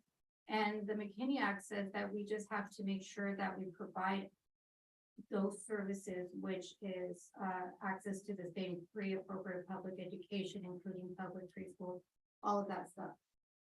So as long as we provide it, but we don't have to have an official policy for it, right? So in So, essence, if you provide the services, you should have a policy that you can reference. But isn't that policy also included in our handbook and in our charter? so Or not they, policy, but the language of it? yeah, the handbook is not a policy. The only policies that guide the school are what the school board actually sets in place. So while our handbook has stuff in it, our handbook should align with the policies that you guys set forth or you vote for. The charter is kind of a side note of that, like our charter, when we write the charter, should align with the policies that we have in place. There shouldn't be a disconnect. And there, when I first got here, there were definitely some disconnects, but I think we've tried to correct those as we move forward. But again, these are the things that have told us, because that's what I did. I think I shared this last meeting. At the end of the school year last year, we had a conversation about some of the policies we felt like we were missing. I was like, I don't even know how many policies we're missing. So we put it forth to have the lawyers kind of do an audit of our stuff so that way we could get an adequate amount. And it came back, almost, I want to say 15 or 16 policies that we either completely lacking or were not up to date. And so that's where these came from. That's why I've been trying to get us up so that we're supported if we end up with an I issue. just want to be sure that we're not implementing or voting on policies that aren't required by law or by the state or, yeah, or, and that we're just not, adding extra policies that aren't. So to my knowledge and the discussions I've had with the lawyers, these are all required. That's the only one again that wasn't. was the Required is specific policies are Board we policies. required to follow the federal law or the state law? Well, we're always required Does to do it have that. to be a policy? That's my understanding from the lawyers, yes. These were specific things that they outlined as policies we have to have as a school. But San Diego Unified has never dinged us on this in their yearly visits, have they? They've Only a actually couple. seen this on a few. Yeah, just a couple of them. The ones that are put forward. Some of them I think we voted on Sexual last. Harassment, the UPC, I think a couple of Which the one? others. I'm sorry, which one? Sexual harassment. It's not the ones in this packet, is that what you're saying? We haven't dinged on these, I don't think. Some of the last ones, in the last one, I think were. Is it the What is sexual harassment one in here? Is the sexual harassment one in here? I don't know, I looked at them. like, last week. What is UPC that you said that they? For UCP. Oh, the uniform complaint. Yeah, uniform. Okay. Uniform complaint policy. So I have a proposal because I think, again, this resolution was sent to us on Thursday. It's a stack of papers that we have a lot of questions on. We're having a little trouble with asking questions. I know last time I had reviewed it and went through and sent over things we would want answered by the lawyers. there were some answers, but there were a couple that were not answered at all. And so my proposal, in light of our presentation this evening, was that we develop a task force within the board to work with the lawyer Sure. and a couple of board members, possibly you, I don't know, or maybe Natalie, we can also appoint to the task force, whoever you have on that. So that we can review these policies, have direct contact with the lawyer and have some information and exchange back and forth. And so I think that would be a better way to handle it rather than us getting these, a week, having all of these questions. You obviously have enough on your plate. It's hard to go back and forth every single time. I don't think we can vote on that tonight, but we can put that for an action item the next time, or perhaps, I don't know the rules on it. Can we develop a task force right now and then? I think that's. Do we need to vote on it? It seems like we could just delegate a couple folks, I mean, without making it an official task force. Why don't we just, Or Wait. some, yes, I mean, a subcommittee or whatever. I mean, it feels like Judy is a natural, just with the legal background. Sorry, Judy, but with, I don't know if Chris is still there. No, I would recommend that he would also provide a little bit of oversight or take a look at it to make sure that we aren't needlessly jumping through hoops. yeah, I can ask him. I think also asking one of our representation, like, I don't know that they have to be involved at all times, but at least some sort of counsel that could weigh in and answer questions rather than this multiple email chain going back and forth, or us asking questions of you over and over. Yeah. A much better use of people's time. I nominate Cooper as well. You knew he was gonna. Come on. So for that, is there, in this resolution, is there anything that would be groundbreaking, earth shattering if we did not approve that tonight and instead we moved to a task force on that? I think the universal meal program is probably. I was gonna say, I think too. the universal meals program and the wellness policy. Yeah, I think those would probably have to. Okay, so can we discuss those and then I think we can, in the vote, Ooh, independent study replacement policy. I mean, I feel like that one's pretty important to you too. is that something that will adjust anything within the next month? Yeah, that's a yes. So what are the three that we need to discuss tonight? The wellness policy, the universal meals, and the.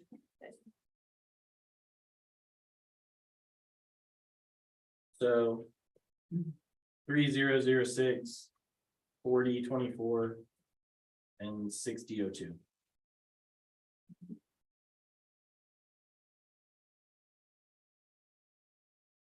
Okay, so does anybody have any questions regarding the 33006?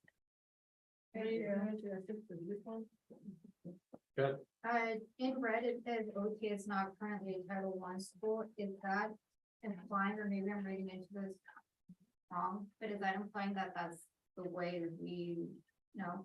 Why is it included? To my knowledge, it's just simply saying that we are not, like, it's not meant to be anything else. It's that some parts of this would not apply to us currently unless we became it, which I think is what the purpose of that language is.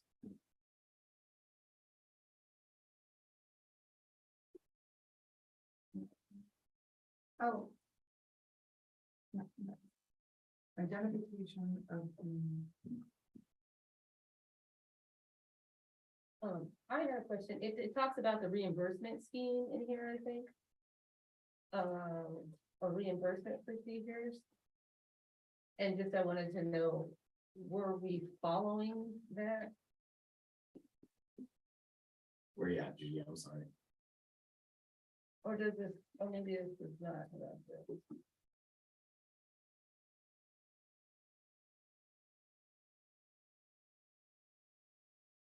Oh, okay, never mind. That's not in this.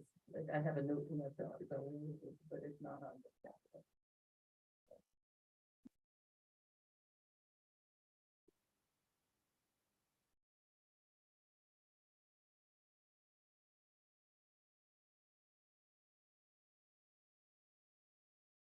Any other discussion on 3006?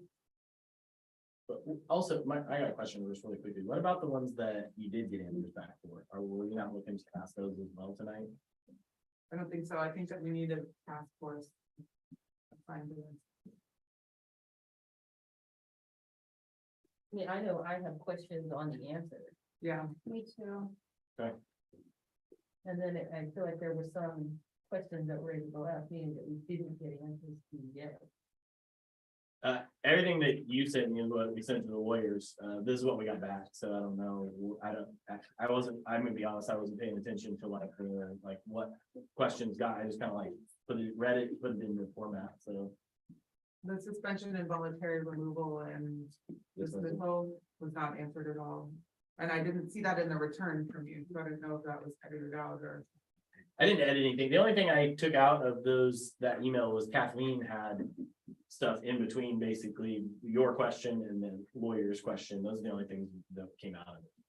Yeah, there's a couple that verbiage actually affects much more than just the suspension policy, because it's referenced in a couple of other things. So I think that's part of the waiting to approve some of these. No, that's fine. I was just asking because I knew we brought those things back. So 4054, is that the other? Yep, that's the next one.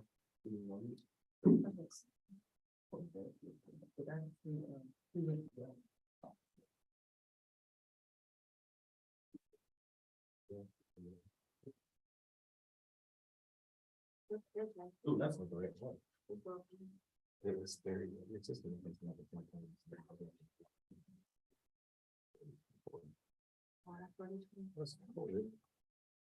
Got it. Awesome. I pulled it and then. All right, 4024. Yeah, I had a question just for our understanding, the language about celebrations and rewards and fundraising and those types of things, is that state law? Is that, Can you tell me, can you like refer to where you're at? Just so I can look. there's no pages on this, but it's approximately the third page, celebrations and rewards and fundraising. It's page 4 last, Okay, I see it. All right, what's your question? Sorry. Where did we get that? Is that from San Diego Unified? Is that state law? I'm not sure where. It's a little bit of both. Yeah. If you look at San Diego Unified, they have a whole page dedicated to their wellness policy. And it's actually implemented across their campuses where they're like no longer allowed to bring certain treats, like a birthday cupcake. Right. They're which is actually, why I'm yeah, asking. they're actually like trying to, I couldn't tell you why, but Okay. because of like the federal funding that's behind it, it has to meet certain nutrition requirements. For San Diego Unified. For federal reimbursement in San Diego Unified, which is why you see it Program we're in. on San Diego Unified. So having the cafeteria means that we can't bring a cupcake in for a birthday. Well, that's what I'm asking. Is that technically- something that we have to have Technically, we on are here? supposed to not discourage, but let you know, like, hey, this is like part of our program. And we, we want our parents to kind of follow that implementation. So we suggest that you bring a healthy snack such as like an individual fruit snack, yogurt, granola bar as a birthday celebration. How That's fun. all we're required to do. So I would like that then, I think this one should be altered to be an encouraged policy, like an encouraged list. So Right. it's This not, says it's not OTA an will provide- encouragement, but we have to, it's encouraged on our part, in our language to you as the parent. But by law, we're supposed to like follow this. Yeah. But actually, I didn't see this as a mandate. I just thought it was. Yeah, the celebrations and like, I like this policy, but I have many questions. But I do like the policy. I think it's great, but I just think that we don't meet it in like various ways. One of them being this, I mean, how I read the celebration and rewards, Kate and everyone else, is just, we can have the regular old celebrations and parties, but part of our promotion of wellness is that at the beginning of the year, the teacher sends home a list to parents. Absolutely. that's what it is. Here are some, here are some ideas, So, That's yeah, exactly what it recommendations, is, but because not- as we participate in the federal program, the National School Lunch Program, we actually have to submit this policy to them by November. That's why it has to be this way, Okay, because we have to submit it to so them that was for my review. original question. Yes. So if that's. But it's okay- exactly like she suggested, like in the beginning of our year, we do all our whole spiel about healthy eating, healthy snacks. And that component, but by law, we need to have this. Thank you. That's what that's what I was asking. So if it was not by law that we have to have this written in there, then I wanted to. Yeah, if by law, we have to have this, if we want to receive money for the meals that we provide, Correct. we have to have this. The fundraising one. Is it only during the school day? For instance, our movie night, It Be says, something, it says OTA Okay. campus during the school day, Okay. so after hours are considered different. perfect. So after school activities would be different as well. So we have like basketball games or something like that. What's that? Popcorn is a smart snack. I'm not saying, but Maybe that's the your child might want a cupcake. Listen, her individual preference is All right. not the prerogative of us. Anyway, I do think. careful comments.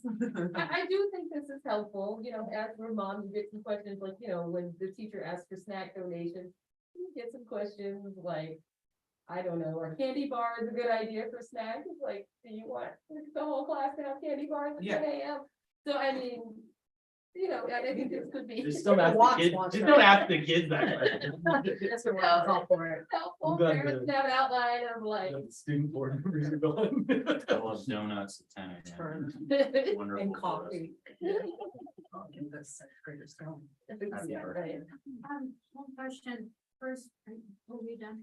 Sorry. Oh, well, Very do go you want ahead. me to run through? Okay, Yeah. yeah, I mean, again, I think this policy is great. I saw a few points and areas that I thought I wanted to highlight. Because I feel like we're not meeting them. The first, I'll go backwards, starting with the food, you know, I think it's been teacher discretion. As far as whether they send out these smart lists, I think it's a good idea. Middle school, I think it'll be tough because the food's not used as a reward. I feel like that's a real successful policy in middle school. So I mean, if that language doesn't have to be in there. And then Judy, I'm sorry, what language? Where- this is the same celebration and rewards. Like in the next sentence, it talks about food and beverages will not be used as a reward or withheld as punishment. And I mean, I think that's pretty commonly a practice. So. You know, I don't know. Do we Middle have school teachers promise it to kids after school. I didn't say that, but but You are a lawyer, aren't you, Judy? and then the other thing is, I mean, it says we need to be following at least 10 smarter lunchroom techniques, and I was again doubting that we follow 10 of these. Like for instance, all available vegetable options. My children eat vegetables, and they report that all of the vegetables in the available lunch are soggy, the wrong temperature, or generally disgusting. Is the report I get from the school lunch. My children won't eat, so. So I send, but I mean, maybe we should be trying to hit some of these. Cause I don't think we follow the smarter lunchroom technique. And then, so I started in the back of the food just because we were on that. But then also in the front, which I think is great, but again, we don't follow is, and I know at least from other schools too, that this sort of follows the research that students have opportunities to be physically active before, during, and after the school day. But I think we've moved to a policy of having the kids sit in line before school.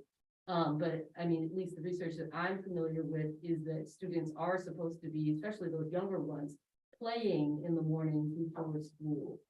Yeah.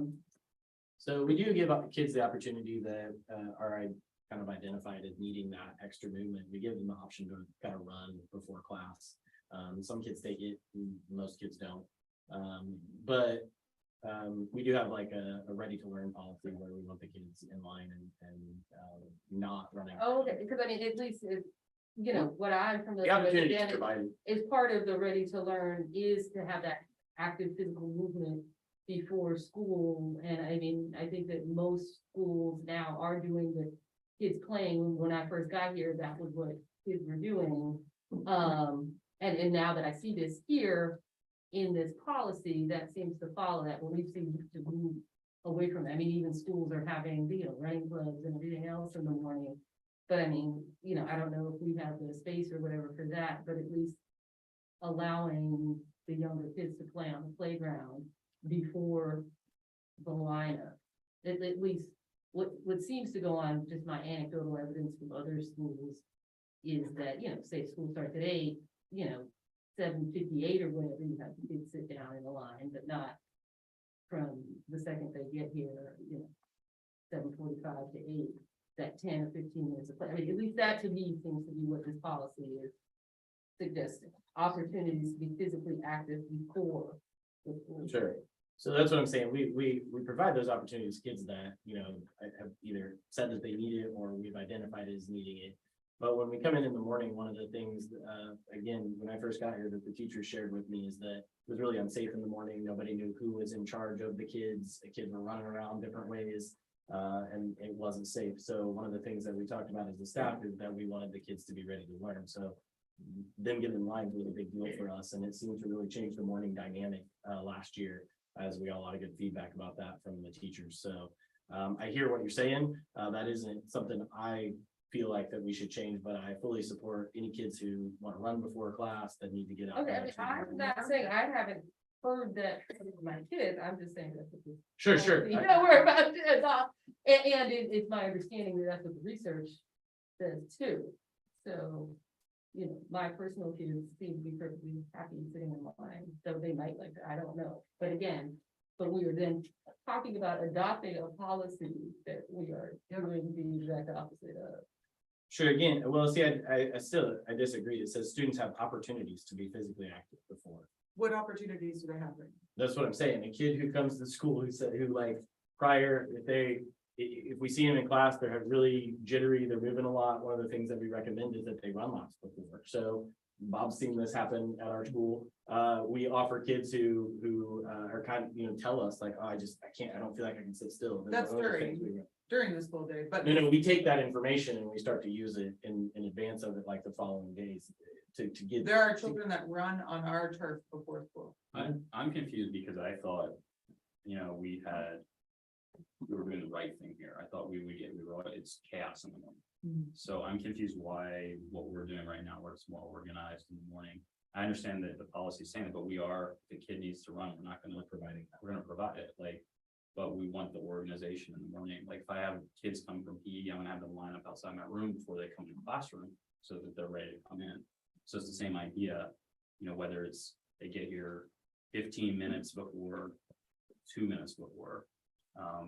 If they're not running around, then they should be, rather than standing and clumping, because that's what they're gonna do, is sitting in a line. Yeah, I think some of the teachers, especially like in the lower grades, before they start down to like their morning meetings and getting the school day started, they do like a quick body break. They definitely do physical motions. They do like brain breaks, and some of them do like, I would call it yoga style stuff. So that stuff happens during some of those morning meetings as well. Board approval on this policy, to say. Yeah, it's school policy, so it has to come from you guys. In the morning, like how do I? Oh, no, that's an operational thing. Okay, so in this section in here, should that be? Well, this is just saying that the students have opportunities to be physically active, and what I think Turner and I'm trying to convey, Bob's seen, we provide those opportunities when kids either need them or ask for them. And then before school, for this school, it's very difficult to have, most schools have a lot more room than we do outside. Like a whole And track. they could do running clubs and stuff like that before school. We just don't have the room. It was chaos out there, when they were just running around. Okay, so again, so then sounds like then what the answer is that that's happening in the classroom and. Well, it says like before, so I think, yeah, I mean, before they start active learning or before they start in the class, I would define it that way. kind of how I read it when I read it. I think you and I read it different ways. That's the reason I didn't initially understand what you were referring to. No, I guess maybe a better way for me to have answered that is, what are the opportunities for children to be physically active? Because the opportunity that I saw when I first came to school no longer seems to exist. So, and again, I read this as not like, you know, there's 25 kids in the class and these 5 get an opportunity and the other 20. Again, and I'm just making sure if we're gonna adopt a policy, that if I see something that's, you know, it doesn't seem like we're following it, just to highlight that. So, Anything else on 4024? And then I believe 6002 was the other one, Natalie, that you said you felt needed. Got the independent study one. Yeah.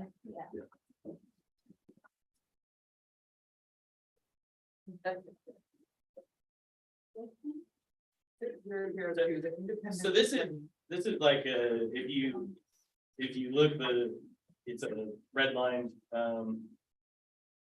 almost all of this had to be changed in our policy. So that was one of the reasons that it's, important for tonight. So this also seems great. It's not black line against the policy that's on the website, right? This is black line against some interim policy. But my big question was, can we use this to get ADA? Yeah. Yeah, that's why we're trying to do it. That's its importance. Yeah, I mean, This is why I wanted it to go. Yeah. Okay, we changed it from 20 to 14, that seems. yeah, so we talked to the lawyers, and they gave us a window of how we could do it, and we So- talked and kind of like settled good. Yeah, so anytime, so part of the new legislation for independent study is that anytime that a student goes past the 14 days, like so on day 15, there has to be a tiered integration back into the classroom learning. So in order to avoid all that, we want to try and do stay under for 14 days. So, because if they go to 15th day, there's like this mass integration that the teachers have to like be a part of, and like they have to Zoom with them, I They think. go through the live instruction, so they have to like teach one-on-one. One-on-one. Yeah, Multiple times during the week. And so we're trying to hinder that, or we're trying to stop that from happening, They putting have that to- extra. They onus have on to the teachers. physically meet the instructional minutes of that one student as well as the entire class. And Judy, if I can, I do believe that this policy was updated several times over COVID to accommodate all of the different COVID rules, and that's probably why it's not black line against And what's on the website. this was updated last year too, to my knowledge. Yeah, through the years. well, because it was an interim with the COVID, Yeah. we were still trying to kind of accommodate that, so that's likely what the discrepancy from what's on the website, I would imagine. But it seems great as far as, you know, the ability to not lose out on those ADA for students, you know, right And now. for our students who are. Exactly. Yeah. That too. Even more important. Anything specific on 6002?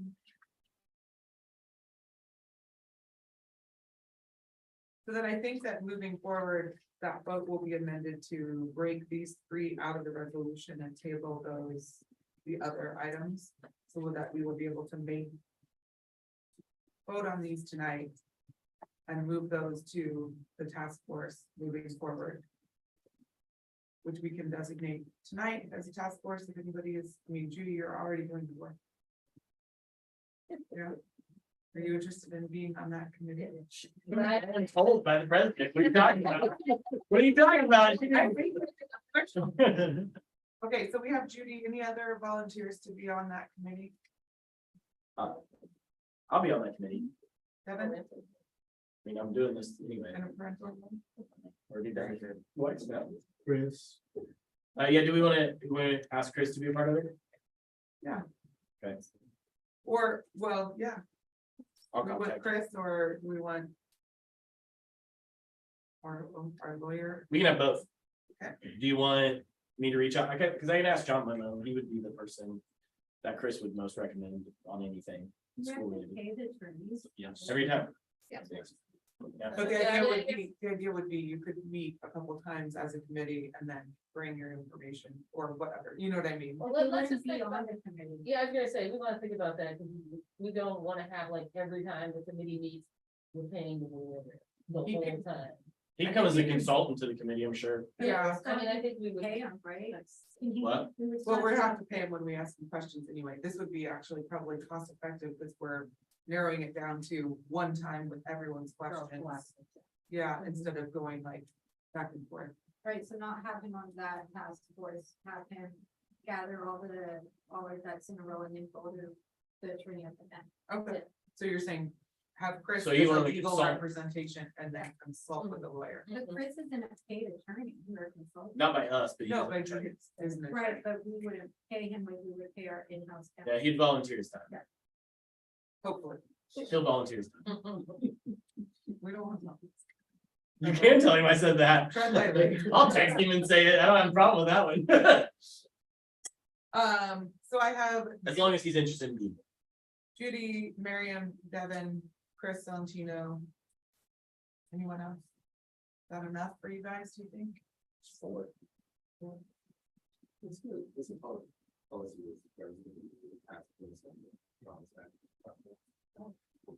I don't know what your question is. So like, we have this rate of less than. That's true. It's less than a majority, but then that allows them to have conversations within that. Can't have it.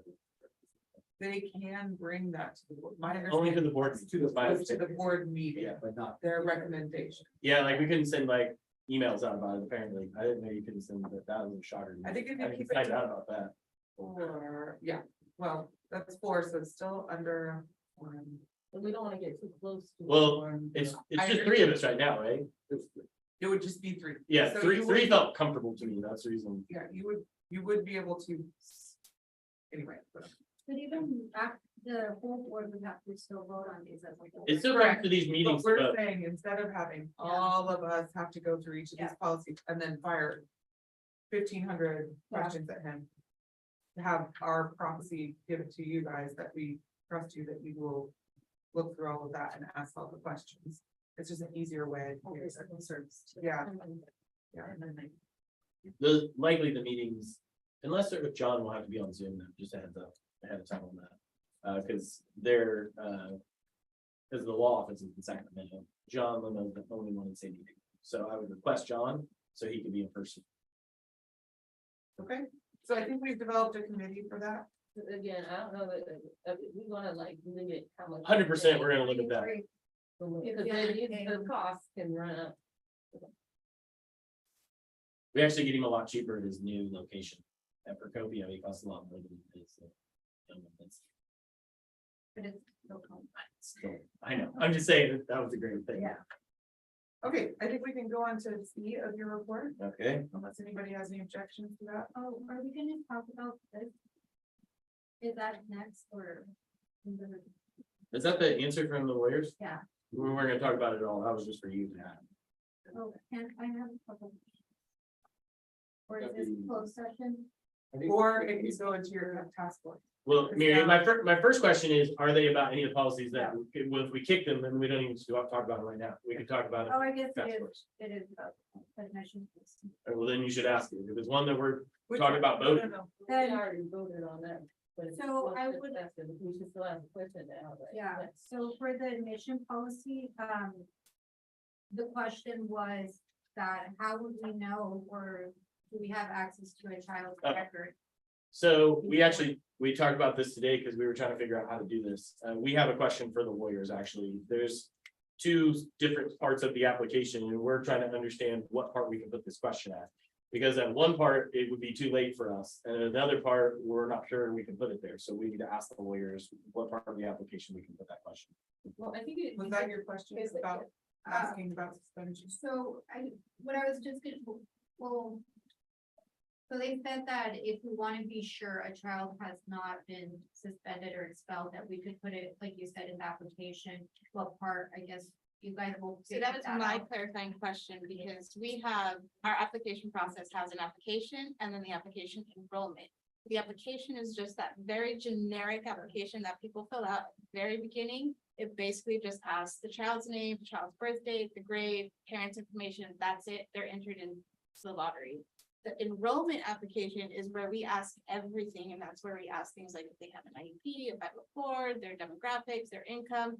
That's Once they're already into that, they're in. That's Once the they- concern. Yeah, so once they, so let's say they do get an offer and they accept it. That's what we're Once trying to they've figure out. accepted it and they fill out that registration, we can't rescind that. The laws changed. Can we put it in that? And we're trying to figure out how That's to, the clarifying question is, can we put that question in that initial We don't want to application? have to find a loophole to not accept any kid who turns out to be expelled. So if we could put it in the first application where the name. But my understanding is that then that's then discrimination.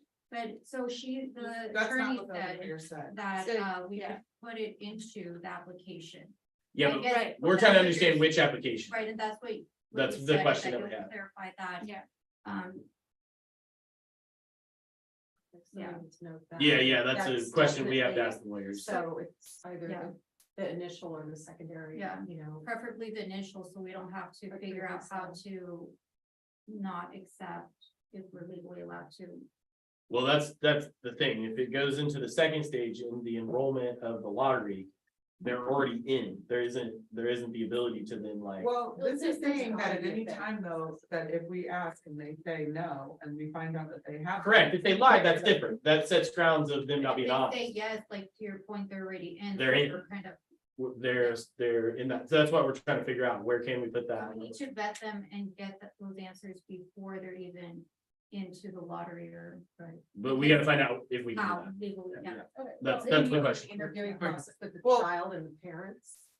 Well, also legally, I'm if just- you're in an expulsion, Yeah, that should be public record. it's, no, Well, but legally, from if their you're in an transcript. expulsion period, you're not supposed to be accepted to another. Yeah, you're not supposed to go to a different school during that period. So that's the question. I mean, if we do find out that they are in an expulsion period, whether they say yes or no, we can say, you're expelled. You can't, it's within your expulsion period. Well, they're still technically, if they're still through the expulsion hearing, they're still a student at the other school. The meaning they're still under their thing, so we couldn't accept them anyway. But we Right. can make that Right, but- question. So if they more- answer yes, then we can say, you're no.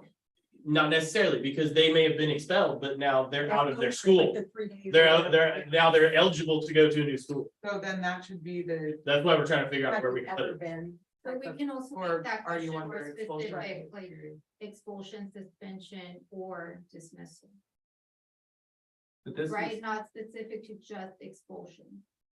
And I only say that because suspension, like multiple offenses. The only school I've been to that had a dismissal policy that Right. was separate from like an expulsion policy. Or however you dismissal word it policy- to cover all behavioral issues, not just the We- extreme. Dismissal may or may not have to do with behavior. So It could dismissal be something completely different. yeah, dismissal was Or- created so that then they can go to a different school Yeah. without penalty. Expulsion is the only one that puts them into a penalty that they cannot re-enroll or enroll anywhere else during their expulsion period.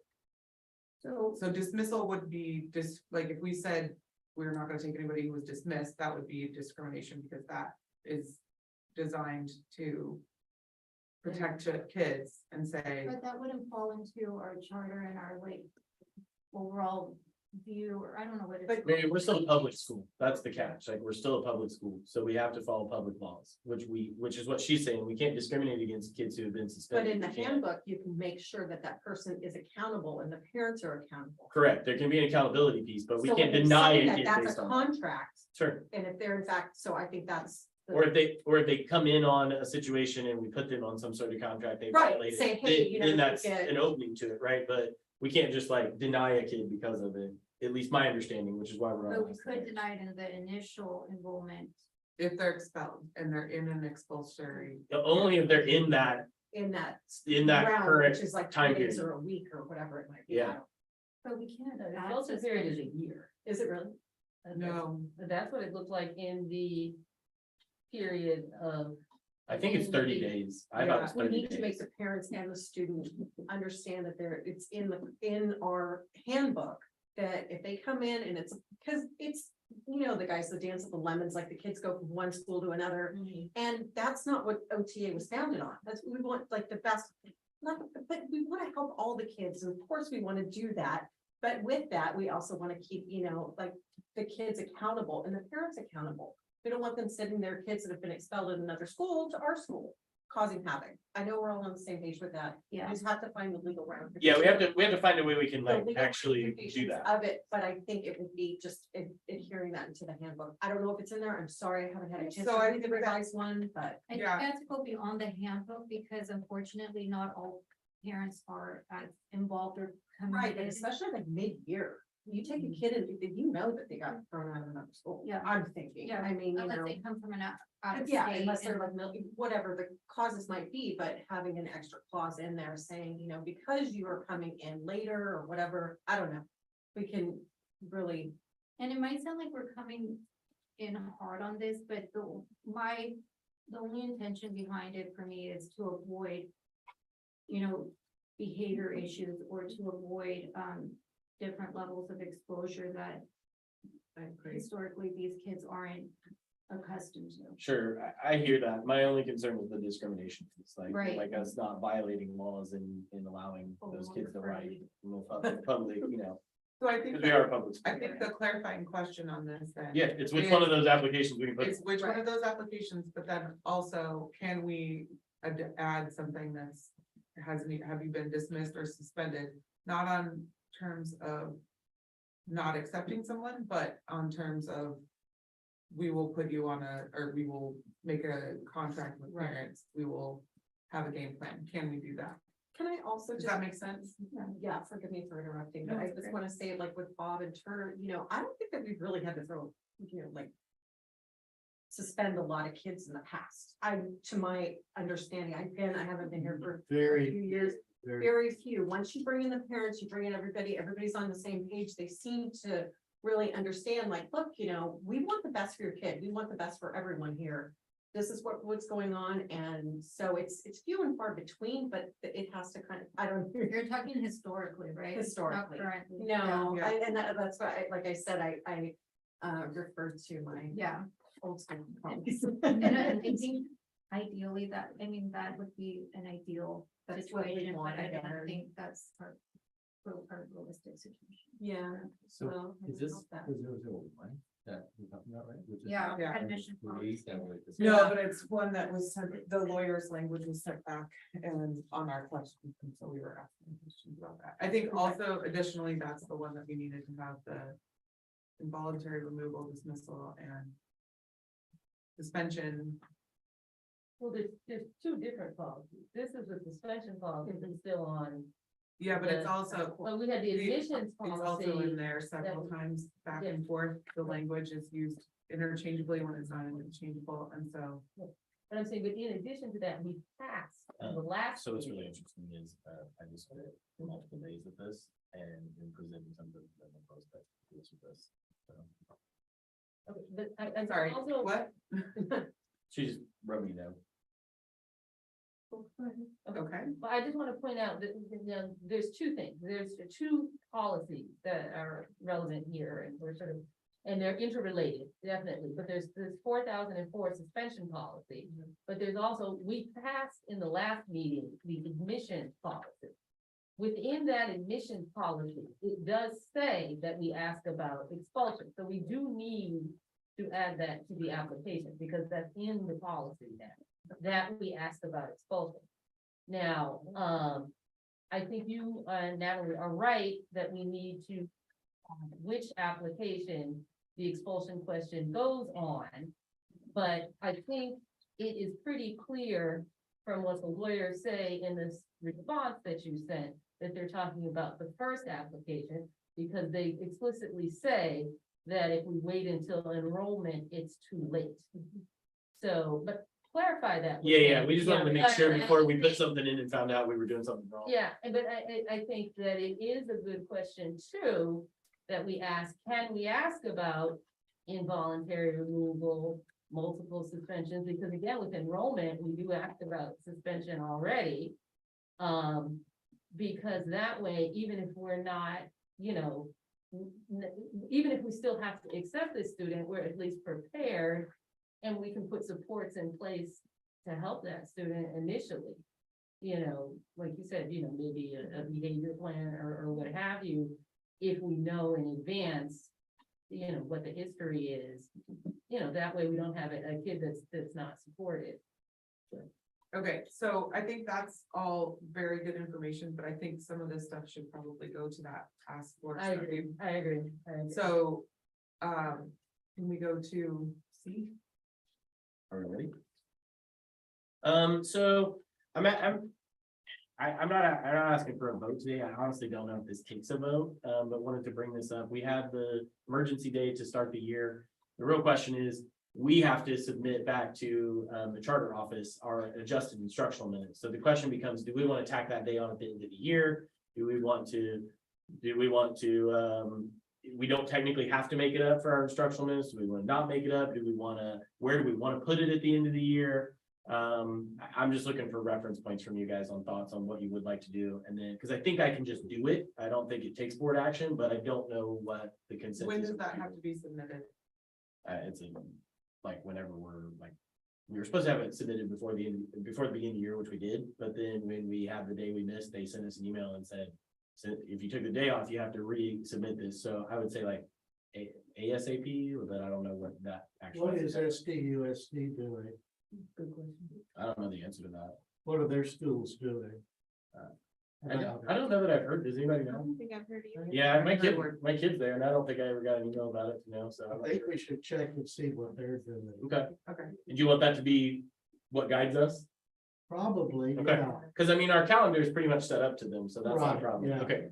Or I we just, could take that under advisement as we're thinking about what, for instance, if they're not doing anything, then we don't need to feel compelled to do anything. well, if they're not doing anything, then the assumption is that they're not making that day back up, and we need to submit to the charter office that we're not either. Yeah, but I think. But I can always call the charter office and ask that question, like, do you know what San Diego Unified's doing? So we can figure that out. I think as long as our instructional minutes still exceed that Which they do. minimum, which they do, you don't technically need to do anything. Will we have to resubmit them with the But we 8-hour really loss? change our schedule. With the 8-hour loss in every Right. area. But we That's don't have really all we're doing, or that it's the same and it's just a different day that we're getting those days. So that's why it's not a huge issue. I just wanted to know what people would like me to do. I don't think anything earth shattering was this on the first. Yeah, no, I don't think so. That's, you know, if we tack it up, if you tack that day on the end, same It's thing. also not gonna be- All of a sudden, how earth shattering, because we're coming back on a Monday, I think, to make that day up. So that's the reason I was asking, like, yeah, that's where I was, but I also didn't want to make that decision without bringing it to you guys, so. Okay, next thing I have is, just a professional development review. One of the things that was requested is anytime we had professional development or what these PLC days were being used for, that I brought it to the board, so. This will be a standing item to talk about, our, every 2 weeks, what we're doing. So before school, so from August 14th to 18th, that week before school started, the trainings that the teachers went through, we had our first day new teacher training. We did that. That's kind of in-house. We did a cultural training that was staff-wide, once we were all in the building. So Monday was new teacher, Tuesday was all the teachers came back. So that was just us getting back together, having, you know, these are the expectations for the year. This is what core knowledge is going to look like. These are the adjustments we're making to try to become a distinguished school, that sort of stuff. Then Wednesday, we had a cultural training, and it was done by, I just forgot the school, Ocean. Oceanside. It is Oceanside. So Oceanside Unified has a cultural training department where they train the teachers. So I have a friend who works in that department who came and gave us free training, which I didn't know she was doing. I thought we were going to pay her for it. Tried to pay her for it, but she did it for free. It was a really good training. I thought it was really good. I'll let Turner talk about that later. I thought it was really good training. Then we had kind of a sped training that was in-house by Mr. Maxey. Then we did an art PD, which was kind of at the end of last year. The cultural training was too. At the end of last year, we sat down at the last staff meeting and with the teachers asked, what do you guys feel like you need? Like, you know, we found some stuff at you this year that we knew you needed. What do you feel like you need? So cultural training was one of them. Art, because we were bringing back art in the classroom, was one of those trainings. Gotta admit, was not anticipating some astonishing professional development, but it was really one of the most fun professional developments I'd gone through. It was really engaging. It seemed to be able to reach everybody, because initially I had some conversations with Turner, was like, you know, is PE gonna be able to use this? You know, do you as an ELA teacher feel like you're gonna use this? Everybody felt like they got something from it. So it was really, really a cool training.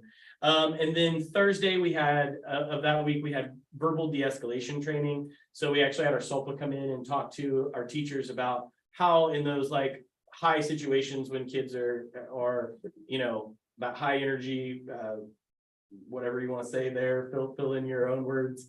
How do we talk to them? How do we bring them back to their baseline? And so it was like a full day training, and we were actually the first ones to get it from the SOPA, so they kind of piloted it on us and we gave them feedback, but it was a really good training. It was an advanced training from even what I'd gotten at some of my past trainings. So that was kind of our first week of training, because then that Friday was a work day for them. Having these minimum days built in allowed us to have some of those days where we're not trying to cram all of that professional development. So they got that Friday as a work day, except for K-2 that had Amplify phonics training. They were stuck in all day training on that day, and they were not happy about it. Then That was based on a recommendation. it was based on a core request. knowledge visit. And it was also a request of the teacher. I mean, some of those teachers had asked for that. Yeah. It was just they were the only ones that got it, so they felt a little like slighted that everybody else kind of got some tests. Since school started on August 25th, as Turner said, we had an iReady training. The iReady training was differentiated, so we brought in all our new people. They gave all the new training. Then we brought all our returning teachers in and got the new advanced stuff that was going on with iReady that they hadn't learned. So that provided some work time to our teachers as well.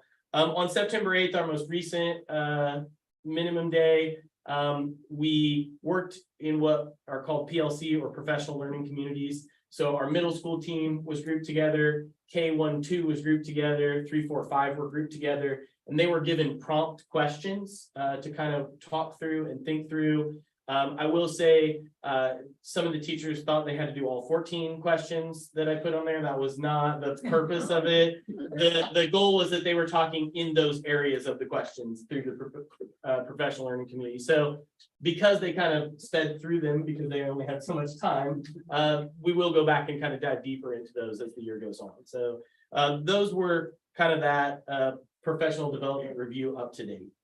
Any questions on any of that? Bob, you actually told me to prompt you here. You had gotten some feedback about professional development. Right, the teachers were very impressed with it. They thought it was very useful. Everyone I talked to loved the art professional development. They It was thought out of that his world. It was different. It was super cool. excellent. The teachers really benefited from all of it. Yeah. The art one for bringing art into the classroom? or- Yeah, so like, you know, one of the things that at the town hall that we had talked through is there had been, even a copy of the principal you guys were at, the art had been here, it was gone, we didn't have it, what were we doing with it? So one of the things that I put into the schedule this year was that we're teaching art in the classroom as it's either teaching art or social studies, depending on the day of the week, I think, during that period of time, if I'm correct, in the elementary. And so the teachers had said at that last meeting, if you're gonna ask us to teach art, like teach us how to teach art, because we don't really know how to do that. So this was kind of our solution to that.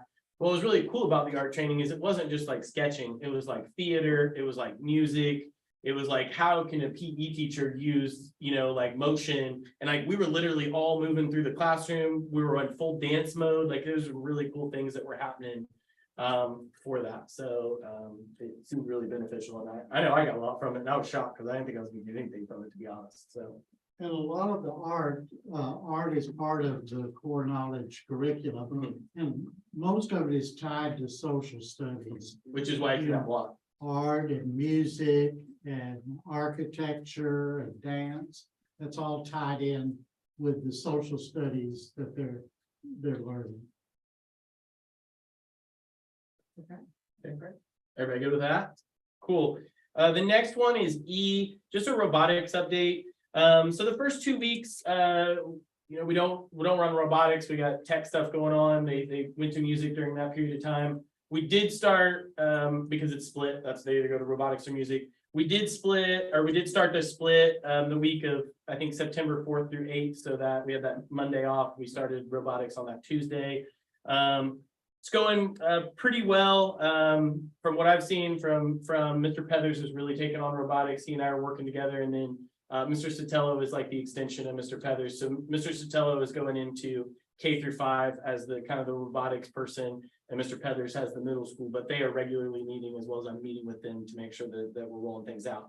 One of the things they brought to me, which will be in the Friday email to parents, is that our Lego League stuff for 4th and 5th, specifically only 4th and 5th, because that's where we were doing Lego League, it is outdated. We would need to purchase everything brand new. And so the recommendation from Mr. Pethers and Mr. Sotelo, since we're doing VEX at middle school, is to also do VEX at 4 and 5, because it's actually gonna cost us a little less to go that route, but we would get in those kids, we would do VEX, so that way they would work 4 or 5, and then they would go into the competitive in middle school, and they would already have a leg up on it, which I thought was a really good recommendation. And currently that's the plan, is we're gonna move forward, because Lego League was gonna be a whole different world for us to kind of get back into, because we were outdated in a lot of our stuff. Sorry, can I, Sorry, that's why I was saying you can't give comment. Okay, Yeah. go ahead. So that's kind of the update on robotics. Do we have any questions on that? Just wanted to just share that. Can I just jump in quickly, not trying to belabor things? Is there the Lego option? I mean, it's not like this other option is good because it ramps up, but is this a funding thing? Is it just needing us needing to buy new equipment, or something that the foundation can help with, or?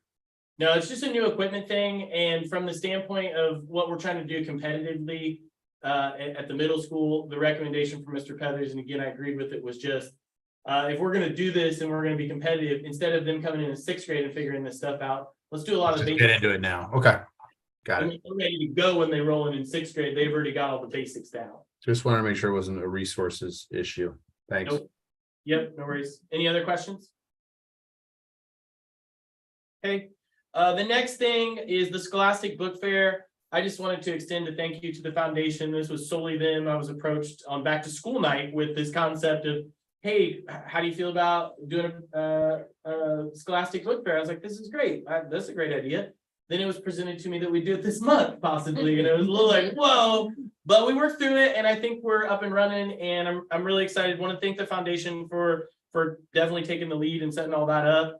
The dates for everybody are going to be September 25th through the 29th, but there will be what they're calling a sneak peek opening at movie night, which I have a feeling will be our best selling night. So it'll be really cool that we'll have that, you know, the snacks, the movie. It should be a nice event to start off with. So just wanted to share that, and again, extend a thank you to the foundation for that.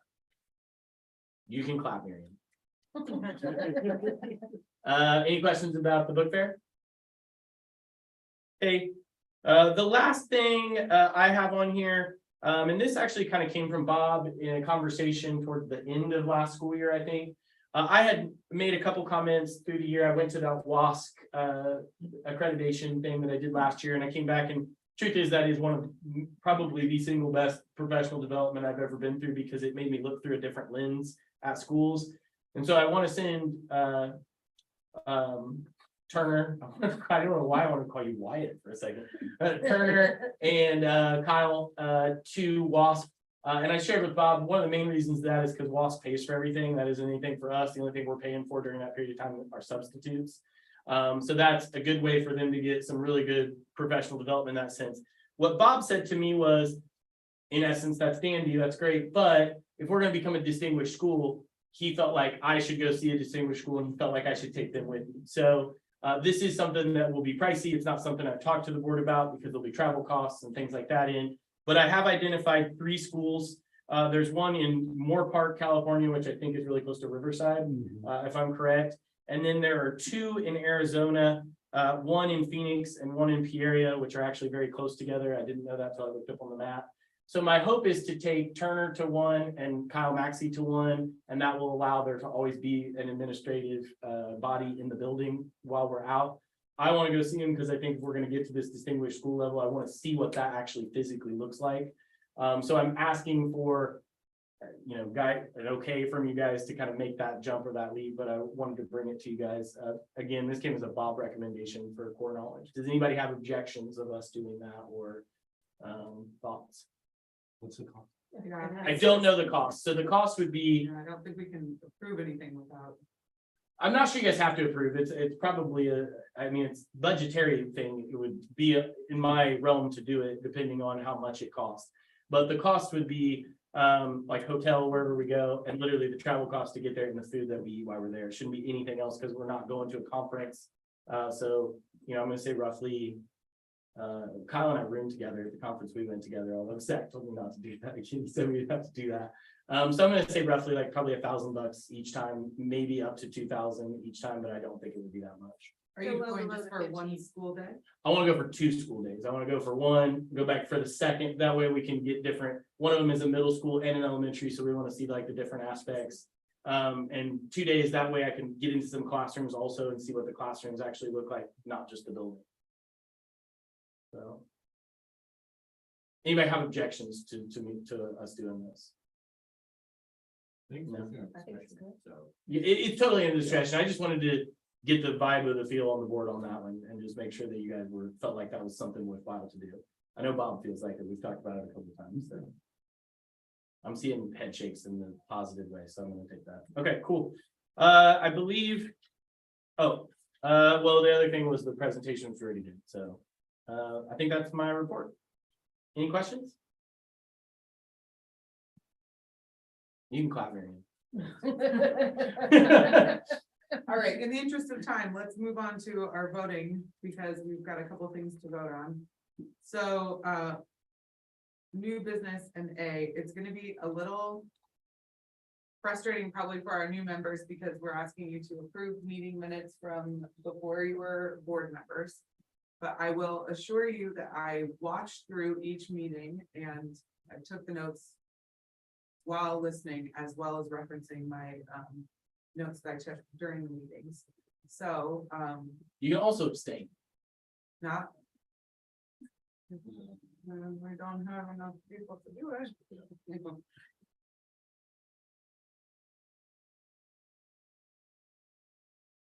Okay, so 1, 2, 3, 1, 2, 3, 4, 5. Oh, but Bob's at every meeting. right. Zach's on there too. And most people watched every meeting unless there's major glaring typos or a missed vote, which I would again assure you that I went through and listened to again and made sure it was correct. Catch me if I did it wrong, but so we need to approve the May meeting minutes.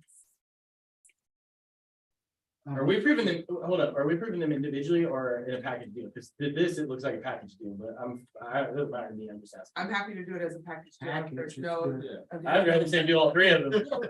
Okay, so approval of the May, June and August meeting minutes. I move that we approve. Well, good, I guess there were a couple edits you want me to do. Sure. Okay, because the June meeting needs, it says June instead of May. Okay, And then, I think that's it. on the cover page. Yeah, Okay, I use the same template. yeah, it is actually. It feels like a good one to change. And And an then, easy one. yeah. And then in the June, you need to update the cover page and the heading. June update, got it. I think there was a vote thing on one of. There was one in one of, I think it was the May ones where instead of it's saying board, it's a door, capital B with a capital D, not a Z, I will look a at that capital in D, not a May. B. I think it was in May. Okay, I'll look at that one. I swear I saw something on one of the votes somewhere. Was it that the fact that the vote was early in the board meeting minutes on August? Was there a question? Does that didn't look like weird? Like something like Daniel Wayne. Put in the wrong one. Maybe I'm remembering. Okay, pending those 4 updates. I approve to pass all 3 with those updates. I have Bob, so you will second. I'll second. I'll second. All in favor? Aye. Any abstention? No, No. that should be everybody. Zach Vote for. He affirmative. raised. I got my hands up. I'm here. All right, the approval of the check registers for July and August. Registers. So What? We There were didn't none. get registers, so we can table. Yeah, we got fun. If you don't have that one, so we're gonna punt that. Approval of the 22-23 unaudited actuals That's what was presented to us tonight that needs to go to, I make a motion to pass. Devin. What do I have to say? Motion to pass. Motion to pass, I thought so, I like lost it. Bob will second that, all in favor? Aye. And then this one, we're gonna parse out, it's not gonna be the approval of the resolution. It will be the approval of 3006, 4024, and 6002 policies for approval with the other in the resolution table to a further future date, so. Any motion on that? Bob moves, any second? Second. Devin seconds. All in favor? Aye. All right, with that, we're gonna go into closed session. at 8:45. Thank you, everyone.